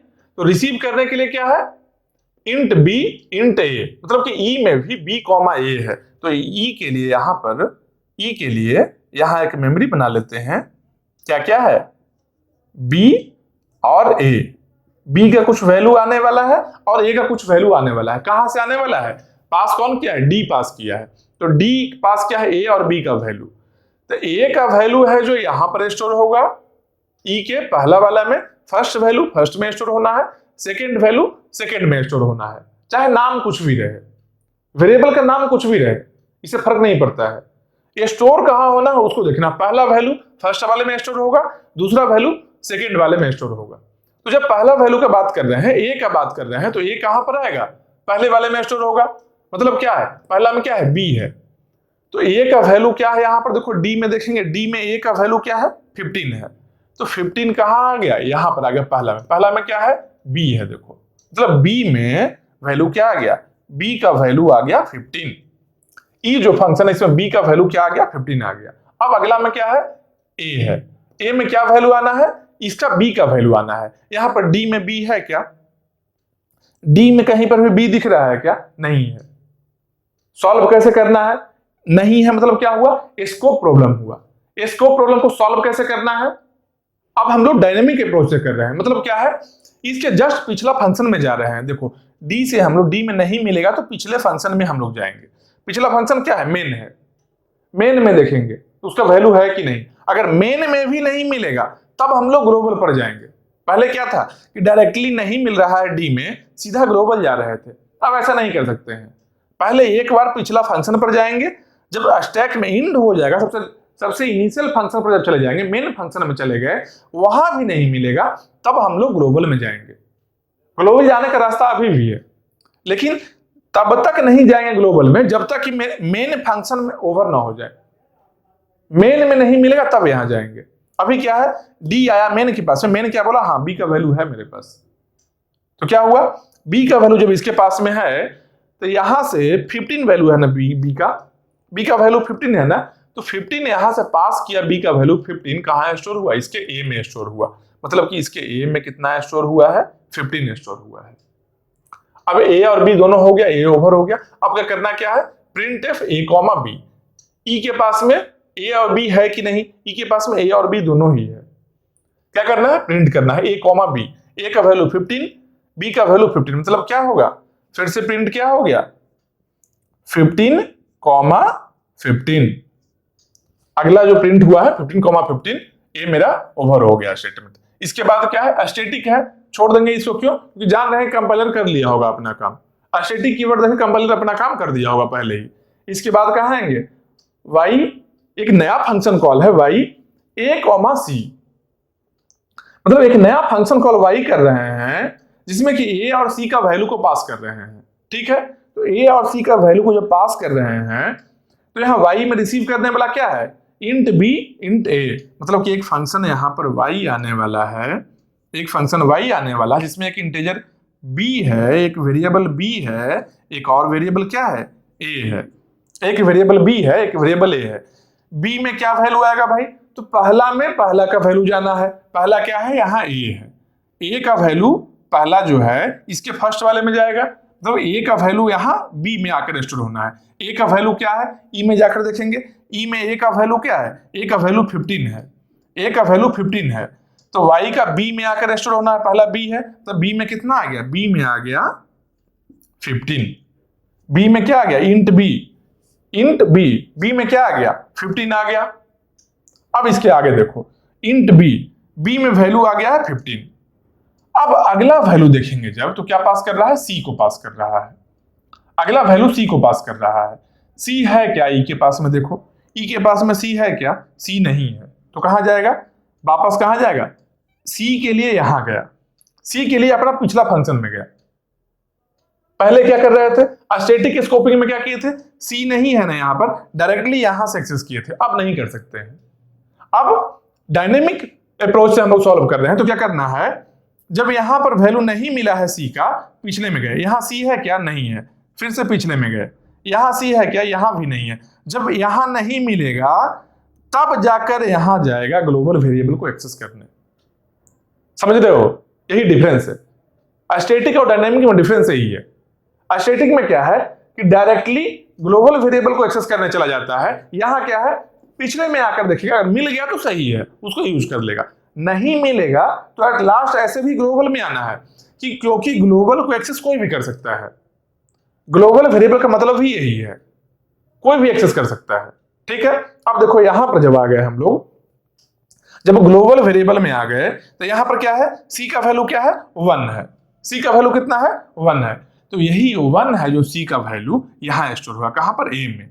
ए में सी का वैल्यू 1 है ना, ग्लोबल से 1 मिला है ना इसको अभी, क्योंकि वापस जाते गया कोई और फंक्शन में नहीं मिला, एट लास्ट ग्लोबल में जाना पड़ा, सी का वैल्यू 1 मिला है इसको। ठीक है, मतलब कि सी का वैल्यू 1 है, सी का वैल्यू 1 है, तो क्या करेगा, सी का वैल्यू इसके सेकंड वाले में, सेकंड में क्या है, ए है, तो ए में सी का वैल्यू आ गया 1, मतलब यहां पर 1 आ गया। अब ये नहीं सोचना है कि अच्छा सी का वैल्यू पास करना था, यहां तो वैल्यू था ये स्टैटिक सी इक्वल टू 1, अरे इसका वैल्यू नहीं है, स्टैटिक सी इक्वल टू 1, इसका वैल्यू कब से हो गया बताओ, इसका वैल्यू कब से हो गया। ये कंपाइलर है, स्टैटिक लिखा हुआ है, स्टैटिक जैसे ही लिखा हुआ है, कंपाइलर ने काम किया है। स्टैटिक कीवर्ड का मतलब ही है कंपाइलर का एक काम था, कंपाइलर पहले ही यहां पर मेमोरी एलोकेशन एक कर लिया है। तो स्टैटिक जैसे ही लिखा रहे, इसका अपना नहीं रहा है। नॉर्मल जो वेरिएबल है, बी है, ए है, ये इसका अपना वेरिएबल है, लोकल वेरिएबल यही है इसका। ठीक है, अब इसके बाद में देखो क्या है, ए वैल्यू पास कर लिए, अब उसके बाद क्या है, print F A comma c. Y में क्या करना है, वाई में print F A comma c, a comma c को प्रिंट करना है। तो ए है क्या वाई में, देखो वाई में ए है, सी है क्या, सी वाई में नहीं है। जब वाई में नहीं है तो कहां जाएगा, वाई में नहीं है तो पिछले में आकर सी को ढूंढेगा। यहां भी नहीं मिला सी, अब और पिछले में गया, यहां भी नहीं मिला, फिर पिछले में गया, यहां भी सी नहीं मिला, तब जाकर ग्लोबल में गया। इतना स्टेप में ग्लोबल में गया है। पहले अपने पिछले वाले को चेक कर लेगा, नहीं कहीं मिलेगा, अगर मेन तक में अगर मिल जाता यूज कर लेता, नहीं मिला तब ग्लोबल में आया है। ग्लोबल में देखो सी का वैल्यू कितना है, 1 है, ग्लोबल से आया सी का वैल्यू 1, मतलब क्या है कि यहां पर सी का वैल्यू 1 आया है ग्लोबल से, ए का वैल्यू क्या है, ए का वैल्यू 1 है और सी का वैल्यू भी 1 आया है, मतलब कि 1,1 प्रिंट होगा। प्रिंट एफ क्या है, ए कॉमा सी, ए का वैल्यू यहां पर 1 दिखाई रहा है और सी ग्लोबल से ही लेना है, देख लिए हम लोग, क्योंकि और कहीं रास्ता में तो नहीं मिल रहा था। ग्लोबल में सी का वैल्यू 1 है, तो प्रिंट क्या होगा, 1,1। यहां क्या प्रिंट हो गया, यहां पर प्रिंट हो गया 1,1 प्रिंट हो गया। अब इसके आगे आते हैं, ये तो प्रिंट कर लिया, अब इसके बाद में आते हैं, यहां क्या करना है, a इक्वल टू 20, कुछ वैल्यू असाइन हम कर रहे हैं, a इक्वल टू 20, a को क्या करेंगे, a को यहां पर बना लिए 20, c है, c का वैल्यू को चेंज करना है क्या, 17 करना है, c का वैल्यू को 17 करना है। अब असाइनमेंट के लिए देखना क्या है कि c का वैल्यू 17 कर रहा है, कहां पर c है, जहां से यूज किया था, जहां से प्रिंट करते टाइम में यूज किया था। y है जो c का वैल्यू कहां से प्रिंट किया था, रास्ता में ढूंढ भले ही रहा था इस तरीके से, लेकिन एट लास्ट जहां से प्रिंट किया है वही वैल्यू को यहां मॉडिफिकेशन भी करना है। मॉडिफाई वही वैल्यू होगा, वही वेरिएबल होगा जहां से यूज किया गया है। ठीक है, तो c का वैल्यू 17 करना है, कहां पर होगा, c ग्लोबल से किया है प्रिंट ना, ग्लोबल का वैल्यू प्रिंट किया है ना, मतलब क्या है, c का वैल्यू जो 17 है अपडेट कहां होगा, ग्लोबल में होगा, एक कटकर बन गया 17। तो ये स्टेटमेंट भी मेरा ओवर हो गया, ए का वैल्यू तो यहां अपडेट हो ही गया पहले, जो लोकल है जो लोकल ही अपडेट करेंगे, सिंपल देखना है, जब अपडेशन करना है तो पहले लोकल देखेंगे, फिर नहीं मिला तो वापस इसलिए जाएंगे कि जहां से हम वैल्यू यूज कर सकते हैं। लोकली नहीं मिल रहा मतलब क्या है, स्कोप प्रॉब्लम है। अब स्कोप प्रॉब्लम में क्या है, अगर स्टैटिक स्कोपिंग से सॉल्व कर रहे हैं तो डायरेक्टली ग्लोबल में आकर चेंज कर लेंगे। डायनेमिक स्कोपिंग से सॉल्व कर रहे हैं मतलब पिछले में जाएंगे, एट लास्ट यहां आएंगे, फिर आकर चेंज हुआ। मान लो कहीं और सी मिलता, मान लो मेन में भी एक सी भी रहता मेन में, तब यहां से ही यूज कर लिए होते। अगर मेन में सी यहां रहता, यहां से यूज होता, ग्लोबल में नहीं होता। जब यहां से यूज करते तो चेंज भी यहां ही करते। अगर यहां पर सी होता, बाई चांस अगर एक मेन फंक्शन में सी डिफाइंड होता तो क्या होता, यहां पर सी का यूज करना था, सी आते आते यहां पर मिल जाता। जब यहां के वैल्यू को यूज करते ना तो अपडेट भी यहां के वैल्यू को ही करते, ग्लोबल वाले सी को नहीं करते। जहां से यूज करेंगे वैल्यू को वहां पर ही जाकर अपडेशन होगा, कहीं और अपडेट नहीं कर सकते हैं। ठीक है, तो अब यहां पर क्या हुआ, सी को अपडेट कर लिया, यह स्टेटमेंट ओवर हो गया, मतलब कि ये फंक्शन ओवर हो गया है। जब वाई ओवर हो गया तो कहां आएगा, देखो वाई कॉल कहां से हुआ था, यहां से कॉल हुआ था।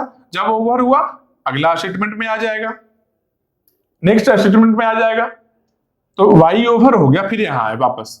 यहां क्या है, a = 5 b = 6। देखेंगे ई में ए और बी है कि नहीं, ई में ए और बी है कि नहीं, ई में हाँ ए और बी दोनों ही है। कितना करना है, a = 5 b = 6, a = 5 b = 6, a = 5 b। अभी y जब ओवर हो गया है फंक्शन तो y यहां से हट गया, खत्म हो गया, ये मेमोरी डिलोकेट कर लिया गया, y से ले लिया गया मेमोरी। अब सिस्टम के पास में आ गया है मेमोरी, यहाँ पर कुछ नहीं है, ब्लैंक है। कोई और फंक्शन यहाँ आ सकता है बाद में, ये खाली हो गया है मेमोरी। अब ई में जब आए थे, ई में क्या है, a = 5 b = 6। ई में क्या है, ई में a = 5 करना है, b = 6 करना है। ठीक है, तो जब ई में a = 5 किए हैं, b = 6 किए हैं, अपडेट हो गया। इसके बाद में ए स्टेटमेंट मेरा हो गया ओवर। इसके बाद क्या करेंगे, printf c, a बोल रहा है, printf c, a बोल रहा है।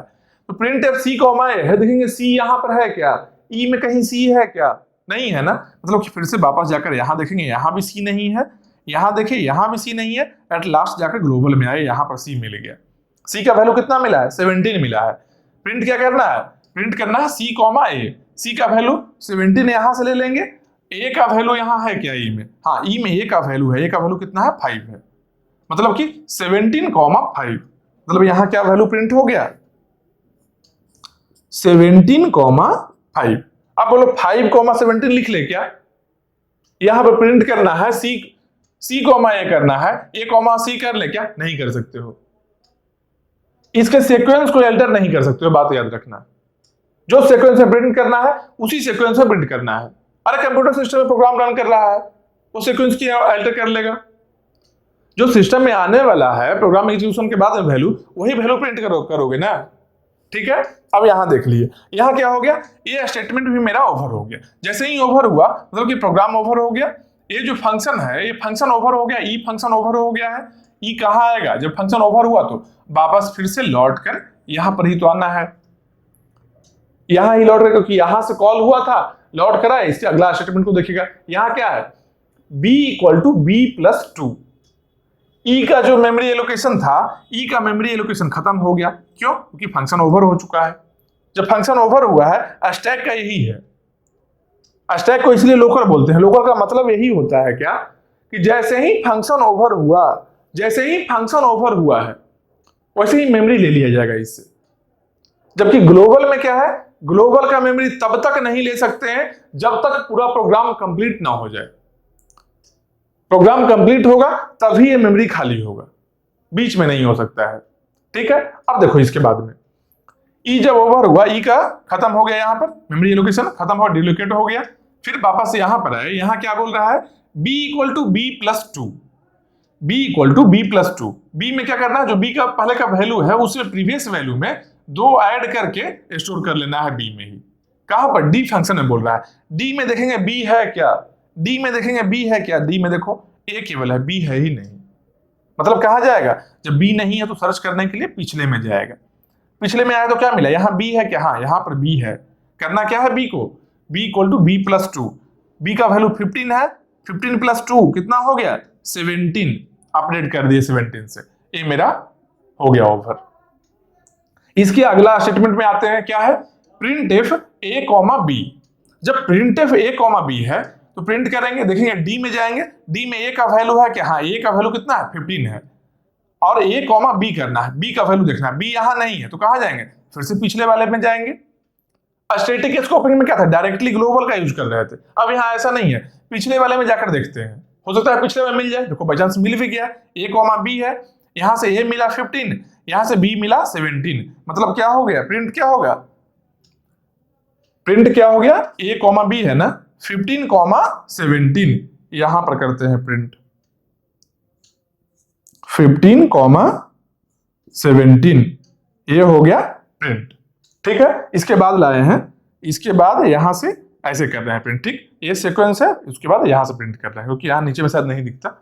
चलो फिर यहां क्या किए, print F A comma B, इसको भी प्रिंट करवा लिए हम लोग। इसके बाद आएंगे, क्या कर रहा है, a equal to 2 b equal to 4, a equal to 2 कर रहा है, मॉडिफिकेशन कर रहा है, वेरिएबल को मॉडिफाई कर रहा है, क्या, ए इक्वल टू 2, यहां पर ए है क्या, डी में देखो ए है क्या, हाँ ए है, ए का वैल्यू कितना है 2 करने जा रहा है, 2 कर लिए, बी का वैल्यू 4, बी है क्या, बी नहीं है, कहां पर अपडेट करेगा, लास्ट वाले में जाएगा, इसके पहले वाला जो फंक्शन है उसमें जाएगा, इसके पहले क्या फंक्शन है, मेन फंक्शन है, यहां क्या करेगा, बी इक्वल टू 4, बी का वैल्यू 17 है ना, 17 को कट करके इसका वैल्यू 4 से अपडेट कर दिया, 17 को कट किया है, इसका वैल्यू 4 से अपडेट कर दिया है।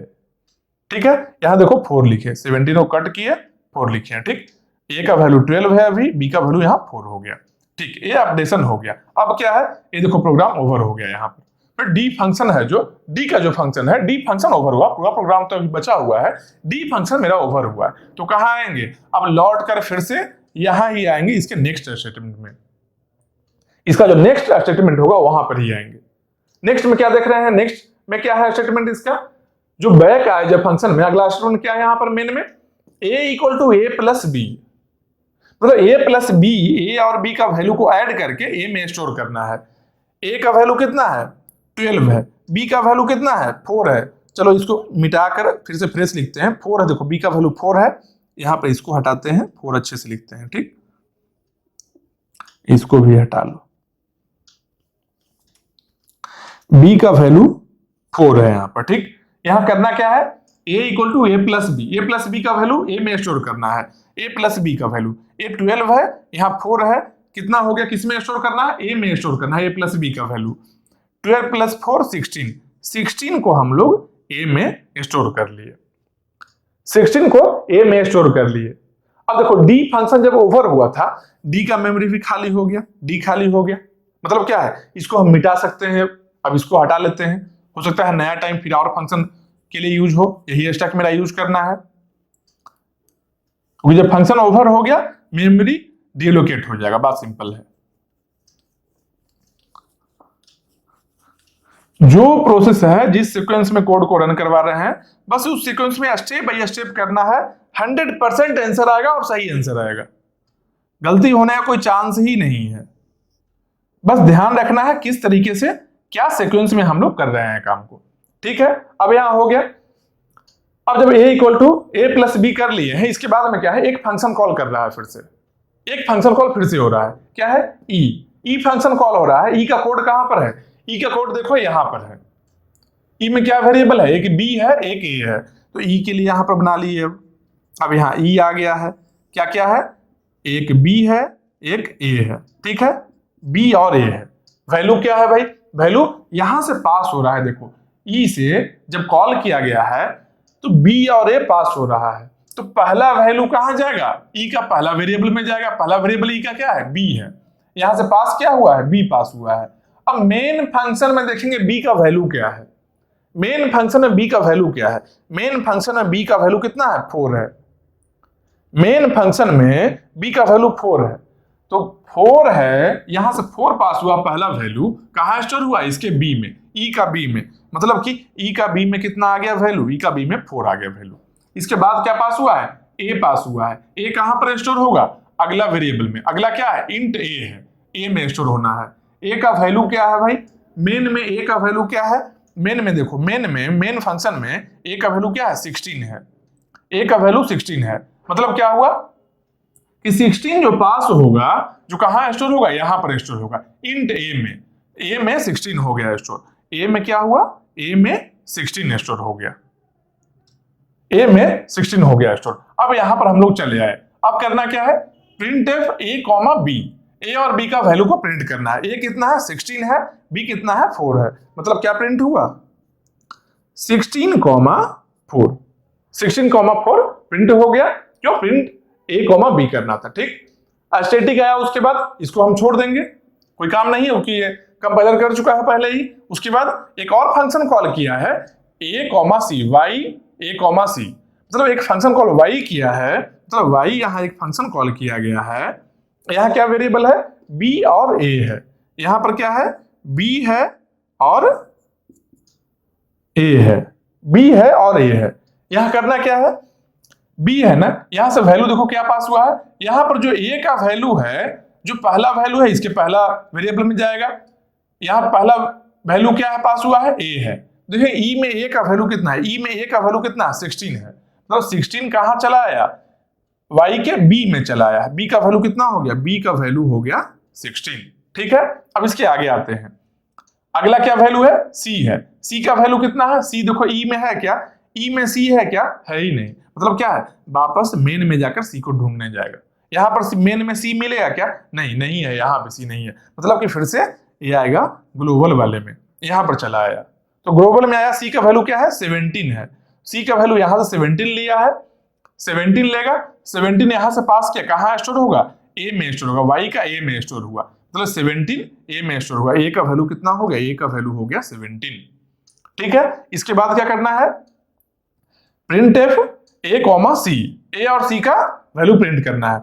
ए का वैल्यू कितना है 17 है, यहां पर ए का वैल्यू क्या है 17 है, सी का वैल्यू क्या है, सी यहां है ही नहीं, पीछे गया ढूंढने के लिए पिछला फंक्शन में, यहां सी है क्या, यहां भी नहीं है, यहां है क्या, यहां भी नहीं है, मतलब फिर से ग्लोबल वाले के पास में आ गया।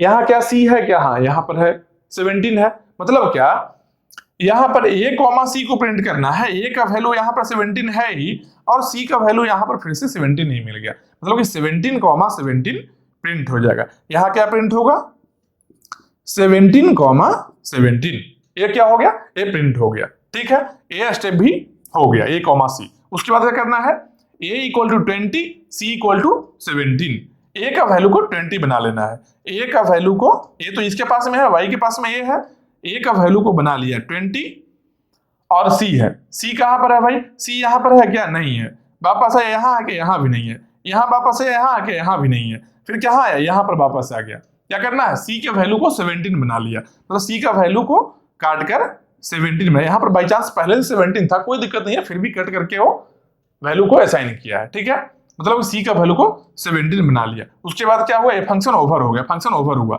मतलब कि ये मेमोरी डीलोकेट कर दिया गया। अब फंक्शन ओवर मतलब मेमोरी डीलोकेशन हो गया, वापस कहां जाएगा, वापस वहां ही जाएगा, नेक्स्ट जो स्टेटमेंट है जो इसको कॉल किया था उसके नेक्स्ट वाले में चला जाएगा। इसके अगले में गया, यहाँ क्या है, a equal to 5, b equal to 6, E में आएंगे, a का वैल्यू को कितना बना लेना है 5 बना लो, और b का वैल्यू को 6 बना लो, क्योंकि वैल्यू यहाँ अपडेट हो रहा है।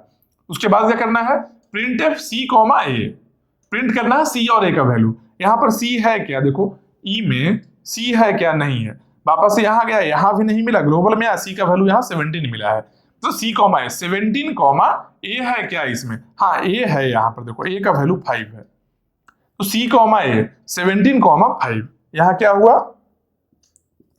17 कॉमा 5।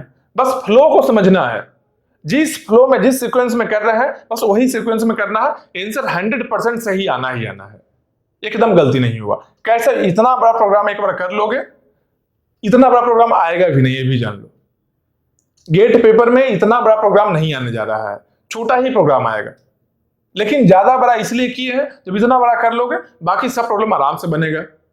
ठीक है, एक बार इसको समझ लो अच्छे से, बस थोड़ा ही बचा है, 17,5 हो गया। ठीक है, यहां हम प्रिंट कर लिए, क्या कौन सा वैल्यू प्रिंट किए थे, ई का 17,5 हम कर लिए, नहीं यहां पर किए है ना,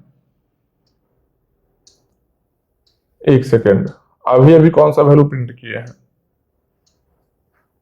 अरे यार रुक जाओ, 17,5 5 यहां से लिए थे, ई का वैल्यू प्रिंट किए हैं।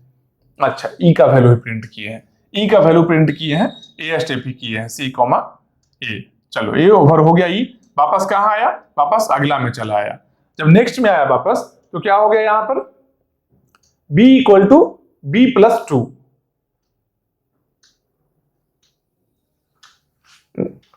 एक सेकंड, कुछ गड़बड़ हो गया है, रुक जाओ। कितना वैल्यू यहां पर था, 1 2 3 4 5 6 7 8 9 10 वैल्यू है ना, 1 2 3 4 5 6 7 8 9 वैल्यू हो गया है। इसका मतलब जानते हो, यहां पर आए थे हम लोग, अच्छा हाँ वापस तो यहां आ गए थे ना, डी ओवर हो गया था, इसको ओवर कर लिए थे, फिर ई पर हम लोग गए थे, ई पर तब हम लोग गए थे, ई यहां से आए थे, ई पर आए, अभी देखो ई भी ओवर हो गया, इसको प्रिंट करवाए तो फिर वापस जब ई ओवर हो गया है, ई जब ओवर हो गया, जब ई ओवर हो गया तो वापस कहां आएंगे, ई ओवर होने के बाद में फिर वापस इसके नेक्स्ट स्टेटमेंट में चले आए। ओके, अगला बार किया था पहले डी के लिए अलग से किए थे, ठीक है, और इसके बाद यहां पर चले आए। यहां पर जब चले आए क्या करना है, print F A comma B, a और बी का वैल्यू को प्रिंट करना है, कहां पर, मेन में। मेन में ए और बी का क्या वैल्यू है, ए का वैल्यू है 16, बी का वैल्यू है 4, मतलब क्या 16,4 यहां पर प्रिंट हो गया, 16,4 प्रिंट हो गया। कितना वैल्यू आया, 1 2 3 4 5 6 7 8 9 10 पेयर आया है। सेम यही, ये क्या बन गया, ये मेरा आउटपुट है। डायनेमिक अप्रोच से सॉल्व करेंगे तब। अब दोनों वैल्यू को एक बार टैली करके देखो, यहां क्या है 12,15, यहां है 12,15, अगला क्या है 15,8, 15,8, देखो ए डिफरेंट है, 8,15, 8,15 ए भी डिफरेंट है, 1,1 ए तो सेम है, 17,5 ए भी सेम है, 15,10 ए भी डिफरेंट है, 27,15 ए भी डिफरेंट है, 17,17 ए सेम है, 17,5 ए सेम है, 27,15 ए भी डिफरेंट है। देखो 4 वैल्यू डिफरेंट मिला है ना, 1 2 3 4 5 वैल्यू डिफरेंट मिला है। मतलब क्या है कि डायनेमिक अप्रोच और स्टैटिक अप्रोच दोनों से करेंगे वैल्यू चेंज मिल सकता है।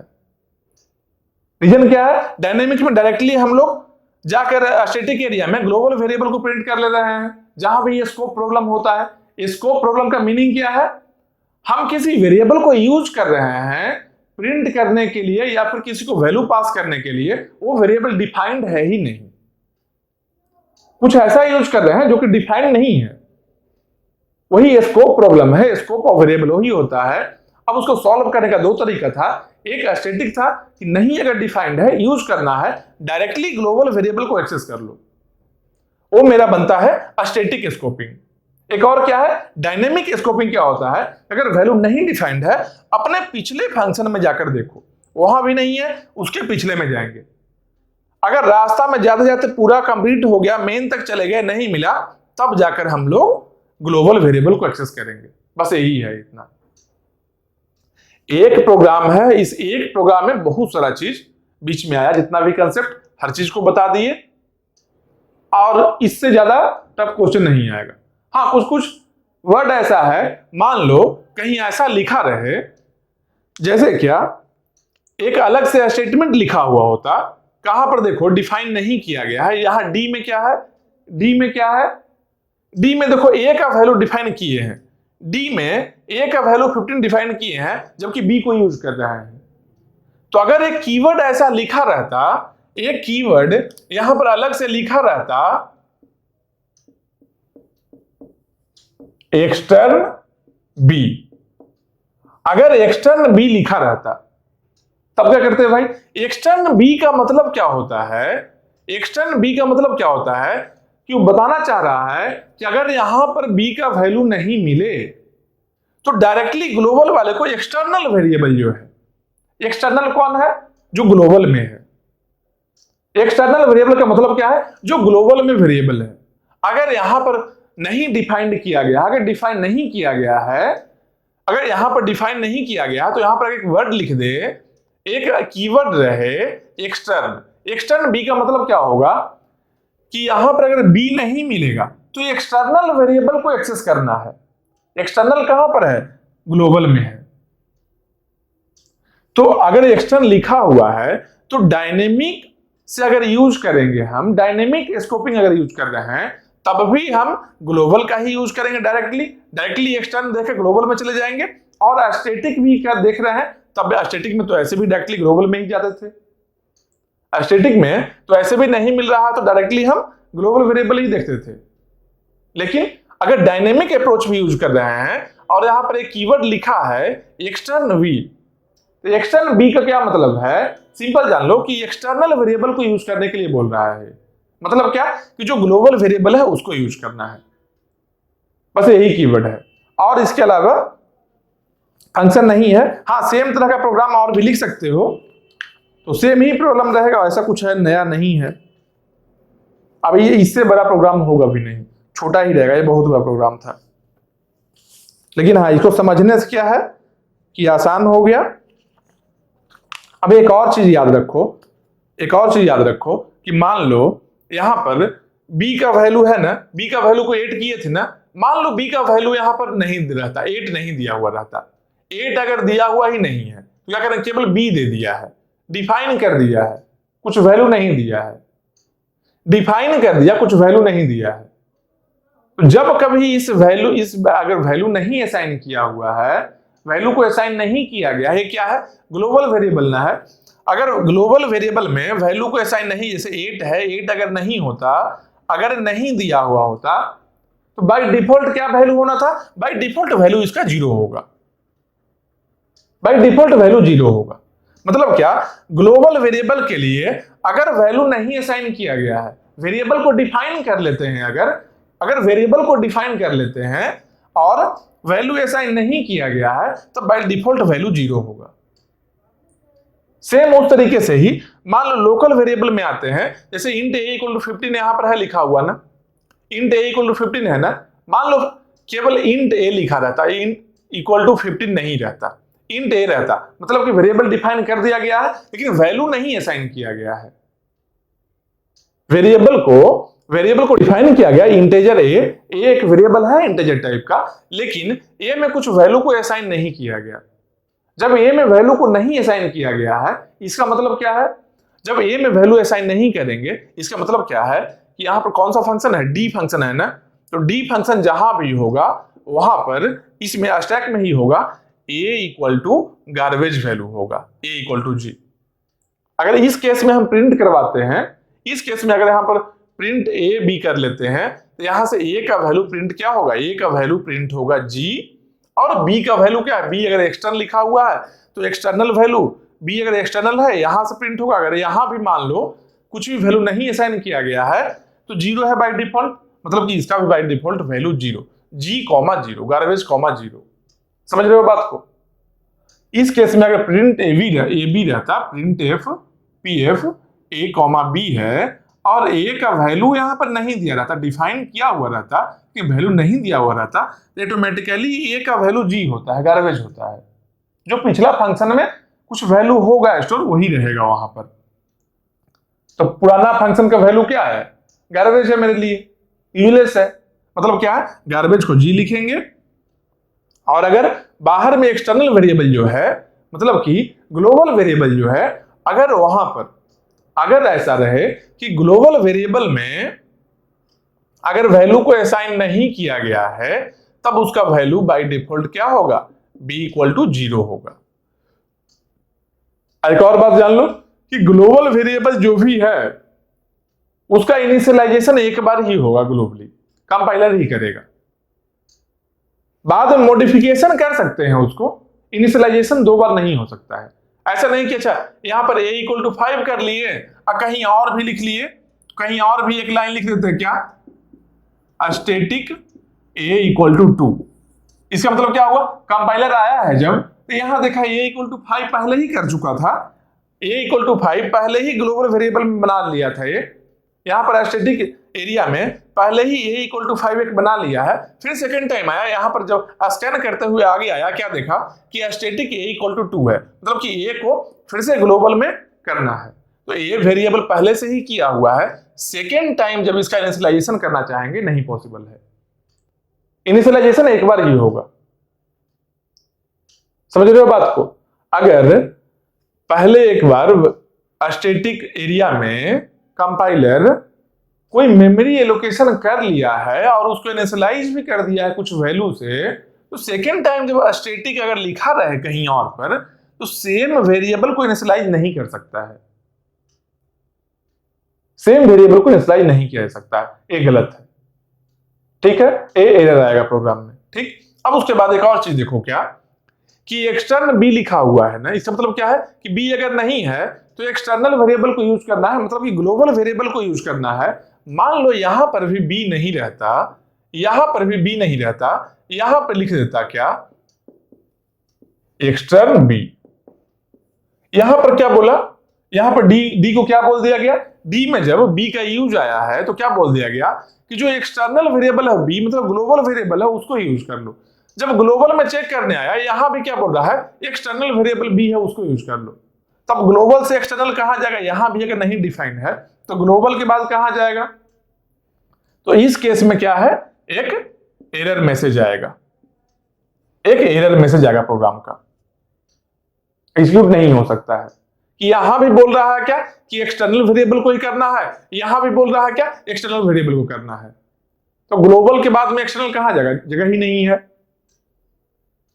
समझ रहे हो बात को, तो स्टैटिक कीवर्ड कहीं पर रह सकता है, एक्सटर्न कीवर्ड रह सकता है, दो बार इनिशियलाइजेशन नहीं हो सकता है ग्लोबल वेरिएबल का, यही इतना सब चीज देखना है और कुछ एक्स्ट्रा है नहीं। और कुछ डिफरेंट टाइप का प्रोग्राम है, कुछ और भी प्रोग्राम करेंगे हम लोग अभी, उसके थ्रू और कोई नया कंसेप्ट जो भी है, जो नया कंसेप्ट को देखेंगे। ठीक है, अभी एक क्लास और, एक या दो क्लास और अभी हम लोग प्रोग्रामिंग ही करेंगे, कुछ और प्रोग्राम्स को देखते हैं अच्छे से किस तरीके से प्रोग्राम का एग्जीक्यूशन होगा।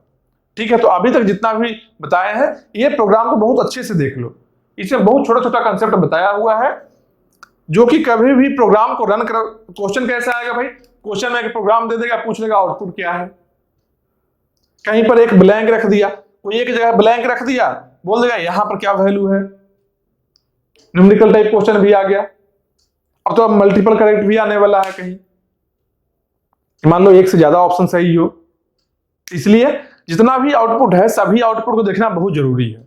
हाँ, इतना सारा इतना बड़ा प्रोग्राम नहीं होगा, 10 आउटपुट नहीं आएगा, प्रोग्राम छोटा देगा, कोई जानता है, वो भी जानता है, एग्जामिनर भी जान रहा है, अगर बहुत ज्यादा बड़ा क्वेश्चन दे दिए क्वेश्चन लेंदी हो जाएगा, स्टूडेंट सीधा छोड़कर निकल जाएगा, इसलिए वैसा ही क्वेश्चन देगा जो स्टूडेंट अप्रोच करे, जिसको नॉलेज है वो सही बनाए, जिसको नहीं नॉलेज है गलती करे वहां पर। ऐसा कभी नहीं क्वेश्चन देगा कि क्वेश्चन देख कर ही लगे कि बहुत लेंदी है वहां स्किप कर दे क्वेश्चन को, ऐसा क्वेश्चन कभी भी एग्जामिनर सेट नहीं करेगा। तो छोटा ही प्रोग्राम रहेगा, लेकिन मान लो कहीं एक्सटर्न यूज कर रहा है, बीच में स्टैटिक यूज कर रहा है, ऐसा कुछ कीवर्ड को यूज करेगा, वो देखना चाह रहा है क्या कि कंप्लीट नॉलेज है या नहीं, बस यही देखना चाह रहा है। ठीक है, कैसे प्रोग्राम एग्जीक्यूट करेंगे देख रहे हैं, और आगे कुछ और प्रोग्राम को हम लोग देखते हैं। अभी ये सब रिवाइज कर लो अच्छे से, आप रहना जो भी है रिवाइज करते रहना, नेक्स्ट क्लास में हम लोग देखते हैं। चलो फिर ठीक है, पढ़ाई करो आराम से।